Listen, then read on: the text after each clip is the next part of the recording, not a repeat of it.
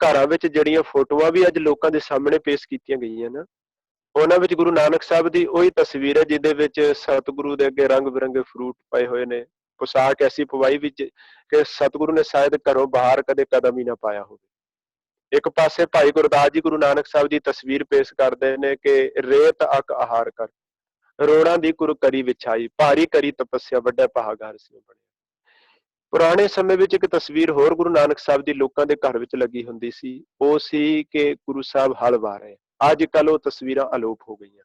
ਕਾਰਨ ਕੀ, ਜਦੋਂ ਧਾਰਮਿਕ ਆਗੂ ਨੂੰ ਆਮ ਲੋਕ ਇਹ ਸਵਾਲ ਕਰਨਗੇ ਵੀ ਗੁਰੂ ਨਾਨਕ ਸਾਹਿਬ ਤਾਂ ਆਪ ਕਿਰਤ ਕਰਦੇ ਹੋਏ ਦਿਖਾਏ ਜਾ ਰਹੇ ਨੇ ਤਸਵੀਰ ਵਿੱਚ, ਪਰ ਅੱਜ ਦਾ ਧਾਰਮਿਕ ਬੰਦਾ ਜਿਹੜਾ ਅਖਵਾਉਂਦਾ ਉਹ ਕਿਰਤ ਨੂੰ ਹੱਥ ਨਹੀਂ ਲਾਉਂਦਾ। ਇਸ ਕਰਕੇ ਉਹ ਤਸਵੀਰਾਂ ਹੀ ਅਲੋਪ ਕਰ ਦਿੱਤੀਆਂ ਗਈਆਂ। ਖੈਰ, ਇਹ ਇੱਕ ਵੱਖਰੀ ਵਿਚਾਰ ਹੈ। ਮੈਂ ਬੇਨਤੀ ਕਰ ਰਿਹਾ ਸਾਂ, ਸਤਿਗੁਰੂ ਦੇ ਜੀਵਨ ਦਾ ਸਭ ਤੋਂ ਕੀਮਤੀ ਜੇ ਖਜ਼ਾਨਾ ਸਾਡੇ ਕੋਲ ਕੁਝ ਹੈ ਤਾਂ ਉਹ ਸਤਿਗੁਰੂ ਦੀ ਵਿਚਾਰ ਹੈ। ਔਰ ਵਿਚਾਰ ਜਿੱਥੇ ਦਿੱਤੀ ਉੱਥੇ ਪ੍ਰੈਕਟੀਕਲ ਜੀਵਨ ਗੁਰੂਦੇਵ ਜੀ ਦਾ ਇਸ ਵਿਚਾਰ ਦੇ ਅਕੋਰਡਿੰਗ ਜਿਹੜਾ ਜੀਵਿਆ ਸਤਿਗੁਰੂ ਨੇ ਸਾਡੇ ਸਾਹਮਣੇ ਪਿਆ ਹੋਇਆ। ਸੋ ਆਪਾਂ ਗੱਲ ਕਰ ਰਹੇ ਸਾਂ ਕਿ 30 ਰਾਗ ਉਸ ਵੇਲੇ ਤੱਕ ਗੁਰੂ ਗ੍ਰੰਥ ਸਾਹਿਬ ਮਹਾਰਾਜ ਜੀ ਦੀ ਬਾਣੀ ਜਿਨ੍ਹਾਂ ਵਿੱਚ ਸਤਿਗੁਰੂ ਨੇ ਦਰਜ ਕੀਤੀ। ਭਾਈ ਗੁਰਦਾਸ ਜੀ ਨੂੰ ਲਾ ਕੇ ਰਾਮਸਰ ਸਰੋਵਰ ਹੈ ਇੱਕ, ਅੰਮ੍ਰਿਤਸਰ ਦੀ ਧਰਤੀ ਤੇ 5 ਸਰੋਵਰ ਨੇ, ਸੰਤੋਖਸਰ, ਵਿਵੇਕਸਰ, ਕੌਲਸਰ, ਰਾਮਸਰ। ਇਹਨਾਂ ਸਰੋਵਰਾਂ ਵਿੱਚੋਂ ਰਾਮਸਰ ਜਿਹੜਾ ਸਰੋਵਰ ਹੈ, ਉਸ ਸਰੋਵਰ ਦੇ ਕੰਢੇ ਧੰਨ ਗੁਰੂ ਅਰਜਨ ਪਿਤਾ ਮਹਾਰਾਜ ਨੇ ਆਪ ਗੁਰੂ ਗ੍ਰੰਥ ਸਾਹਿਬ ਜੀ ਦੀ ਸਮੂਚੀ ਬਾਣੀ ਦਾ ਖਜ਼ਾਨਾ ਇਕੱਤਰ ਕੀਤਾ। ਇਹਦੇ ਵਿੱਚ ਹੁਣ ਇਹ ਸਾਡੀ ਕੌਮ ਦੀ ਤਰਾਸਦੀ ਹੈ ਕਿ ਕੋਈ ਜਦੋਂ ਕਲਮ ਚੁੱਕਦਾ ਹੈ ਤੇ ਜੋ ਮਰਜ਼ੀ ਲਿਖ ਕੇ ਪੁਸਤਕ ਕਿਤਾਬ ਦੇ ਰੂਪ ਵਿੱਚ ਸੰਸਾਰ ਦੇ ਸਾਹਮਣੇ ਪੇਸ਼ ਕਰਦੇ ਨੂੰ ਕੋਈ ਪੁੱਛਣ ਵਾਲਾ ਨਹੀਂ, ਜਾਂ ਕੋਈ ਕੁਝ ਵੀ ਸਟੇਜ ਤੋਂ ਬੋਲ ਰਿਹਾ ਦੀ ਕੋਈ ਸਵਾਲ ਜਵਾਬ ਕੋਈ ਇਹਨੂੰ ਪੁੱਛਣ ਵਾਲਾ ਨਹੀਂ ਹੈ। ਇਹ ਪਹਿਲਾਂ ਵੀ ਤਰਾਸਦੀ ਰਹੀ, ਅੱਜ ਵੀ। ਤੇ ਬਹੁਤੇ ਕਈ ਲਿਖਾਰੀਆਂ ਨੇ ਇਹ ਵੀ ਲਿਖ ਮਾਰਿਆ ਵੀ ਗੁਰੂ ਅਰਜਨ ਸਾਹਿਬ ਮਹਾਰਾਜ ਜਦੋਂ ਰਾਮਸਰ ਸਰੋਵਰ ਦੇ ਕੰਢੇ ਬੈਠ ਕੇ ਇਹ ਬਾਣੀ ਲਿਖਾਉਂਦੇ ਨੇ ਤੇ ਸੂਖਸ਼ਮ ਰੂਪ ਵਿੱਚ ਉਸ ਵੇਲੇ ਭਗਤ ਜਿਹੜੇ ਸੀ, ਜਿਹੜੇ ਸੰਸਾਰ ਤੋਂ ਜਾ ਚੁੱਕੇ ਪ੍ਰਗਟ ਹੋਏ, ਉਹਨਾਂ ਨੇ ਆਪਣੀ ਬਾਣੀ ਲਿਖਵਾਈ। ਇਹ ਗੱਲ ਆਪਾਂ ਪਹਿਲਾਂ ਕਲੀਅਰ ਕਰ ਚੁੱਕੇ ਹਾਂ। ਤੇ ਭਗਤ ਬਾਣੀ ਦੇ ਸੰਬੰਧ ਵਿੱਚ ਹੋਰ ਵੀ ਆਪਾਂ ਵਿਚਾਰਾਂ ਸਾਂਝੀਆਂ ਕਰ ਸਕਦੇ ਹਾਂ ਕਿ ਗੁਰੂ ਨਾਨਕ ਸਾਹਿਬ ਨੇ ਆਪ ਉਦਾਸੀਆਂ ਦੇ ਦੌਰਾਨ ਇਹ ਬਾਣੀ ਕਲੈਕਟ ਕੀਤੀ, ਸਮੁੱਚੀ ਬਾਣੀ ਨੂੰ ਇਕੱਤਰ ਕੀਤਾ, ਆਪਣੀ ਪੋਥੀ ਵਿੱਚ ਸੰਭਾਲਿਆ। ਤੇ ਐਸੀ ਵਿਚਾਰ ਦਾ ਕੋਈ ਮਤਲਬ ਹੀ ਨਹੀਂ ਬਣਦਾ, ਔਰ ਨਾ ਹੀ ਸਤਿਗੁਰੂ ਦਾ ਘਰ ਐਸੀ ਵਿਚਾਰਾਂ ਉੱਤੇ ਵਿਸ਼ਵਾਸ ਰੱਖਦਾ ਹੈ। ਪਾਤਸ਼ਾਹ ਮਹਾਰਾਜ ਸਾਰਾ ਕੁਝ ਸਾਨੂੰ ਲੌਜਿਕ ਦੇ ਰਹੇ ਨੇ, ਪ੍ਰੈਕਟੀਕਲ ਰੂਪ ਵਿੱਚ ਸਤਿਗੁਰੂ ਨੇ ਜੀਵਨ ਜੀ ਕੇ ਸਾਡੀ ਝੋਲੀ ਪਾਏ।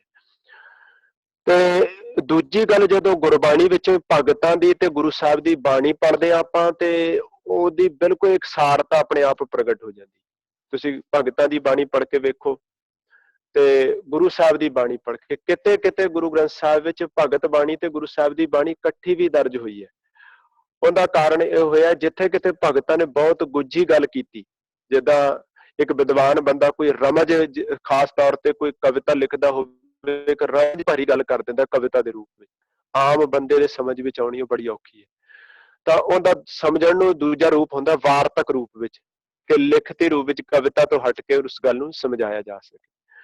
ਸਤਿਗੁਰੂ ਨੇ ਕਿਤੇ ਕਿਤੇ ਭਗਤਾਂ ਨੇ ਜਿਹੜੀ ਗੁੱਝੀ ਗੱਲ ਕੀਤੀ ਨਾ, ਗੁਰੂ ਸਾਹਿਬ ਨੇ ਨਾਲ ਹੀ ਆਪਣੇ ਬਚਨ ਲਿਖ ਕੇ ਉਸ ਗੁੱਝੀ ਗੱਲ ਨੂੰ ਭਗਤਾਂ ਦੀ ਨੂੰ ਖੋਲਣ ਦਾ ਯਤਨ ਕੀਤਾ, ਤਾਂ ਜੋ ਆਮ ਲੋਕਾਂ ਦੇ ਸਮਝ ਵਿੱਚ ਬੜੀ ਸੌਖੀ ਆ ਸਕੇ, ਭੁਲੇਖਾ ਪੈਦਾ ਨਾ ਹੋਏ ਕੱਲ ਨੂੰ। ਮੈਂ ਇੱਕ ਉਦਾਹਰਣ ਤੁਹਾਡੇ ਸਾਹਮਣੇ ਪੇਸ਼ ਕਰਾਂ।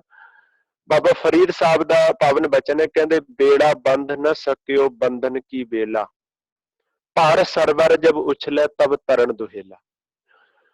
ਹੁਣ ਇੱਥੇ ਗੱਲ ਕਰ ਰਹੇ ਨੇ ਵੀ ਮਨੁੱਖ ਜਦੋਂ ਬੇੜਾ ਬੰਨਣ ਦਾ ਸਮਾਂ ਸੀ ਉਦੋਂ ਤੇ ਤਿਆਰ ਨਹੀਂ ਕੀਤਾ, ਤੇ ਜਦੋਂ ਸਰੋਵਰ ਦਾ ਪਾਣੀ, ਸਮੁੰਦਰ ਦਾ ਪਾਣੀ ਛਾਲਾਂ ਮਾਰ ਰਿਹਾ, ਵਕਤ ਗੁਜ਼ਰ ਚੁੱਕਿਆ, ਹੁਣ ਹੱਥ ਮਸਲਦਾ ਵੀ ਮੈਂ ਹੁਣ ਕੀ ਕਰਾਂ।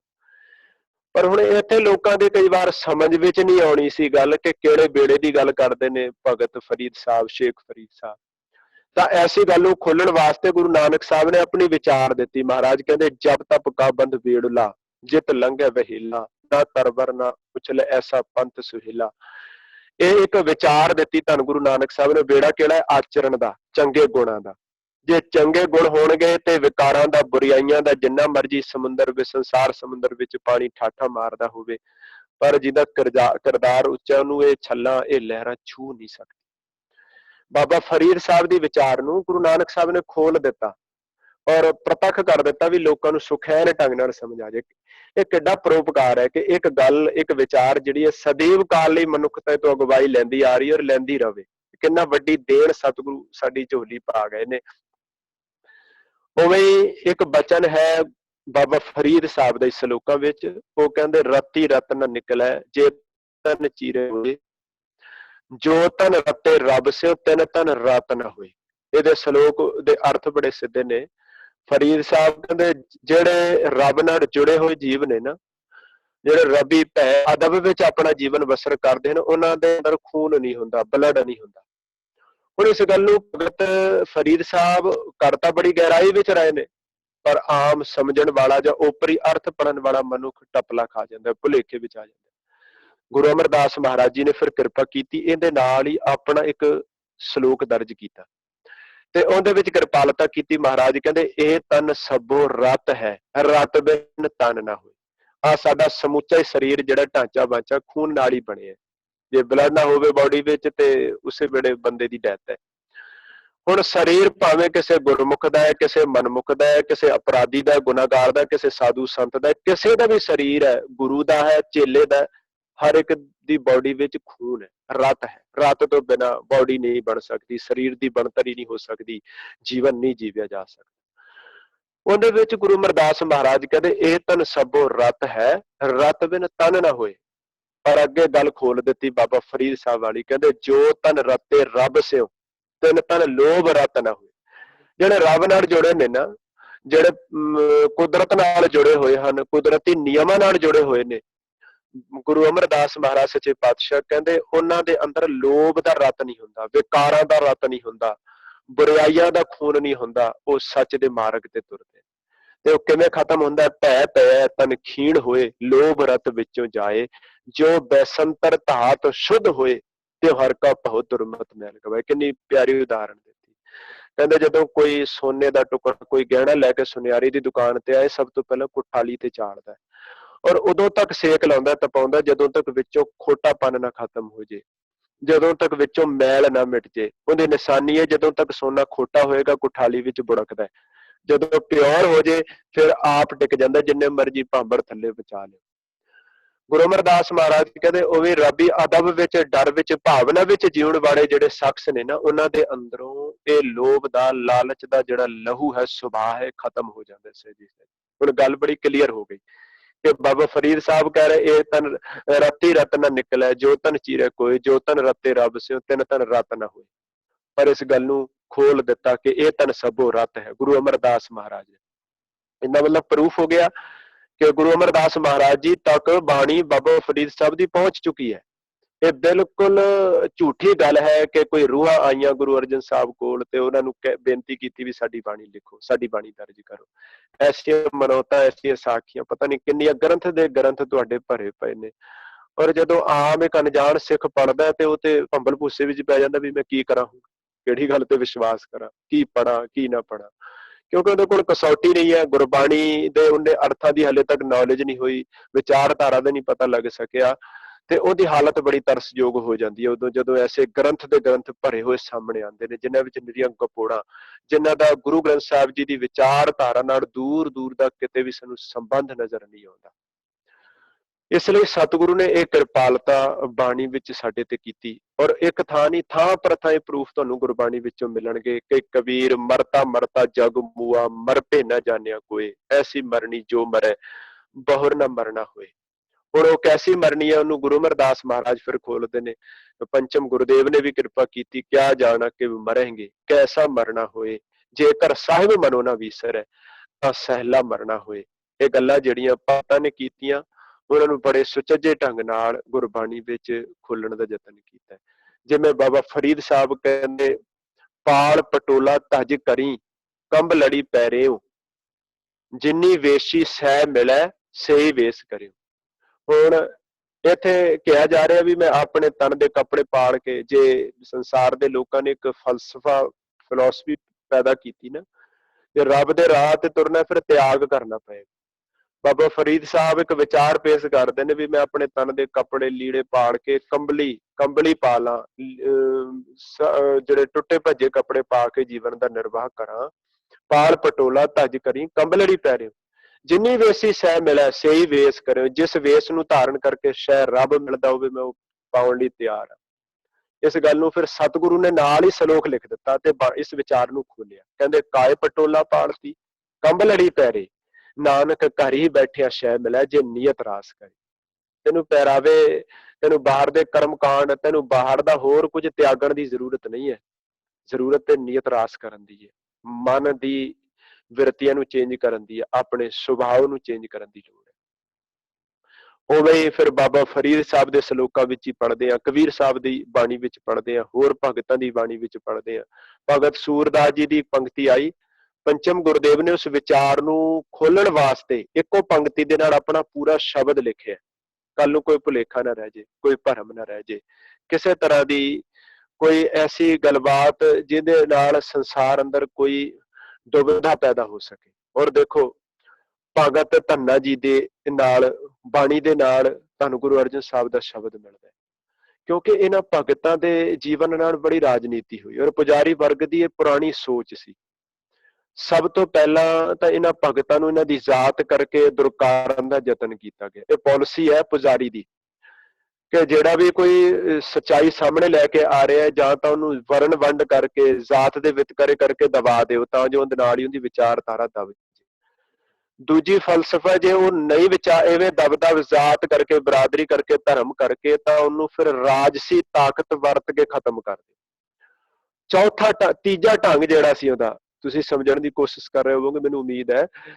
ਤੀਜਾ ਢੰਗ ਜਿਹੜਾ ਪਾਲਿਸੀ ਸੀ ਪੁਜਾਰੀਵਾਦ ਦੀ, ਜੇ ਕੋਈ ਬੰਦਾ ਅਸੀਂ ਉਹਨੂੰ ਵਿਚਾਰ ਕਰਕੇ ਨੀਵਾਂ ਨਹੀਂ ਦਿਖਾ ਸਕੇ, ਉਹਨੂੰ ਆਪਾਂ ਜ਼ਾਤ ਕਰਕੇ ਨਹੀਂ ਦਬਾ ਸਕੇ, ਸਮੇਂ ਦੀ ਰਾਜਸੀ ਤਾਕਤ ਕਰਕੇ ਉਹਨੂੰ ਨਹੀਂ ਮਾਰ ਸਕੇ, ਤੇ ਤੀਜਾ ਢੰਗ ਉਹਨਾਂ ਨੇ ਵਰਤਿਆ ਕਿ ਉਸ ਬੰਦੇ ਨੂੰ ਫਿਰ ਆਪਣੇ ਵਿੱਚ ਲਿਆਓ, ਤਾਂ ਜੋ ਇਹ ਪ੍ਰਗਟ ਹੋਵੇ ਕਿ ਕੀਮਤੀ ਵਿਚਾਰ ਜਿਹੜੀ ਪੈਦਾ ਹੋਈ ਤੇ ਇਹ ਬ੍ਰਾਹਮਣੀ ਜਾਂ ਧਾਰਮਿਕ ਆਗੂ ਦੀ ਬੁੱਕਲ ਵਿੱਚੋਂ ਨਿਕਲੀ ਹੈ।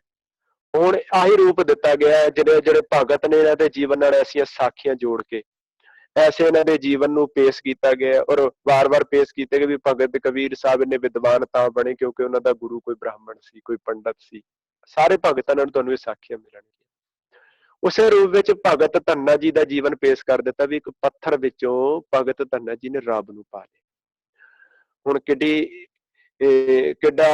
ਕੀਮਤੀ ਬਚਨ ਗੁਰੂ ਗ੍ਰੰਥ ਸਾਹਿਬ ਵਿੱਚ ਭਗਤ ਜੀ ਦੇ ਨੇ, ਤੇ ਅਗਲੇ ਕੋਲ ਪ੍ਰੂਫ ਹੋ ਗਿਆ ਵੀ ਜਿਸ ਭਗਤ ਨੂੰ ਤੁਸੀਂ ਰੋਜ਼ ਗੁਰੂ ਗ੍ਰੰਥ ਸਾਹਿਬ ਵਿੱਚ ਮੱਥਾ ਟੇਕ ਰਹੇ ਹੋ, ਉਹਨੇ ਤੇ ਪੱਥਰ ਵਿੱਚੋਂ ਰੱਬ ਪਾਇਆ। ਫਿਰ ਕਿਉਂ ਲਿਖਿਆ ਹੋਇਆ ਗੁਰਬਾਣੀ ਵਿੱਚ, ਜੋ ਪਾਥਰ ਕੀ ਪਾਈ ਪਾਏ ਤਾਂ ਕਿ ਘਾਲ ਅਜਾਈ ਜਾਏ, ਜੋ ਪਾਤਰ ਕੋ ਕਹਤੇ ਦੇਵ ਤਾਂ ਕਿ ਵਿਰਥਾ ਹੋਵੇ ਸੇਵ। ਭਗਤ ਨਾਮਦੇਵ ਜੀ ਆਪ ਕਹਿੰਦੇ, ਇੱਕ ਹੈ ਪਾਥਰ ਕੀਜੈ ਭਾਓ, ਦੂਜੇ ਪਾਥਰ ਧਰੀਏ ਪਾਓ। ਹੁਣ ਪੱਥਰ ਦਾ ਇੱਕ ਵੱਡਾ ਸਾਰਾ ਸਿੱਲ ਸੀ, ਟੁਕੜਾ ਸੀ, ਉਹਦੇ ਤੋੜ ਕੇ ਦੋ ਟੁਕੜੇ ਕਰ ਦਿੱਤੇ। ਇੱਕ ਨੂੰ ਕੰਕਰੀਟ ਬਣਾ ਕੇ ਰੋਡ ਤੇ ਵਿਛਾ ਦਿੱਤਾ, ਇੱਕ ਨੂੰ ਘੜ ਕੇ ਕਿਸੇ ਘੜਨਹਾਰੇ ਨੇ ਮੂਰਤੀ ਬਣਾ ਕੇ ਮੰਦਿਰ ਵਿੱਚ ਟਿਕਾ ਦਿੱਤਾ।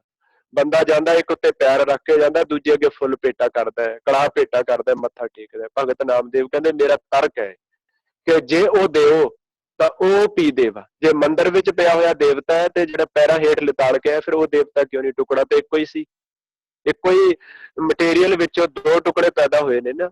ਜਾਂ ਤਾਂ ਉਹਨੂੰ ਵੀ ਦੇਵਤਾ ਮੰਨ, ਨਹੀਂ ਤਾਂ ਕਹਿ ਨਾਮਦੇਵ ਹਮ ਹਰ ਕੀ ਸੇਵਾ, ਮੈਂ ਰੱਬ ਦੀ ਸੇਵਾ ਵਿੱਚ। ਪਰ ਰੱਬ ਦੀ ਸੇਵਾ ਕੀ? ਰੱਬ ਕਿੱਥੇ? ਭਗਤ ਨਾਮਦੇਵ ਜੀ ਦਾ ਉਹ ਵੀ ਕਹਿੰਦੇ, ਈਵੈ ਬੀਠਲ ਉਵੈ ਬੀਠਲ, ਬੀਠਲ ਬਿਨ ਸੰਸਾਰ ਨੇ। ਭਗਤ ਜੀ ਦਾ ਕਿਤੇ ਖਾਸ ਜਗ੍ਹਾ ਤੇ ਨਹੀਂ ਬੈਠਾ, ਉਹ ਕੁਦਰਤ ਵਿੱਚ ਹੀ ਹੈ, ਵਰਤਾਰੇ ਵਿੱਚ ਵਰਤ ਰਿਹਾ। ਜਤਰ ਤਤਰ ਦਸ਼ਾ ਵੇਸੈ ਫੈਲਿਓ ਅਨੁਰਾਗ, ਸਾਰਿਆਂ ਵਿੱਚ ਬੈਠਾ ਹੋਇਆ। ਇਸ ਲਈ ਹੁਣ ਭਗਤ ਧੰਨਾ ਜੀ ਦੇ ਨਾਲ ਐਸੀ ਸਾਖੀ ਜੋੜ ਦਿੱਤੀ ਗਈ, ਹੋਰ ਭਗਤਾਂ ਦੇ ਜੀਵਨ ਨਾਲ ਜੋੜੀ ਗਈ। ਪਰ ਕਦੇ ਕਿਸੇ ਵੀ, ਅੱਜ ਸਾਡੀਆਂ ਸਟੇਜਾਂ ਤੇ ਵੀ ਇਹ ਬੜੀ ਭਾਵਨਾ ਨਾਲ ਗੱਲ ਸੁਣਾਈ ਜਾਂਦੀ ਹੈ, ਔਰ ਸਮਾਜ ਸਾਡਾ ਸੁਣਦਾ ਵੀ ਹੈ, ਕਿਉਂਕਿ ਇਹ ਧਰਮ ਦੀ ਦੁਨੀਆ ਹੈ ਕਿ ਜਿੱਥੇ ਸਭ ਕੁਝ ਹੀ ਵਿਕਦਾ ਹੈ। ਇੱਥੇ ਕੋਈ ਪੜਚੋਲ ਨਹੀਂ ਕਰਦਾ। ਅੱਜ ਵਿਗਿਆਨਕ ਯੁੱਗ ਵਿੱਚ ਅਸੀਂ ਜਿਉਂਦੇ ਆ, ਐਡਵਾਂਸ ਮੁਲਕਾਂ ਵਿੱਚ ਤੁਸੀਂ ਬੈਠੇ ਹੋ, ਤੇ ਅੱਜ ਜੇ ਇੱਕ ਟੈਬਲੇਟ ਵੀ ਸਾਨੂੰ ਦੇਣੀ ਹੋਵੇ, ਛੋਟੀ ਜਿਹੀ ਗੋਲੀ, ਪੁਰਾਣਾ ਸਮਾਂ ਸੀ ਵੀ ਨੁਕਸਾ ਹਕੀਮ ਗੁਪਤ ਰੱਖਦੇ ਸਨ, ਪਰ ਅੱਜ ਇੱਕ ਛੋਟੀ ਜਿਹੀ ਟੈਬਲੇਟ ਵੀ ਤੁਸੀਂ ਕੋਈ ਦੇਣੀ ਹੈ ਨਾ ਕਿਸੇ ਨੂੰ, ਪੂਰੀ ਡਿਟੇਲ ਉੱਪਰ ਲਿਖਣੀ ਪਏਗੀ।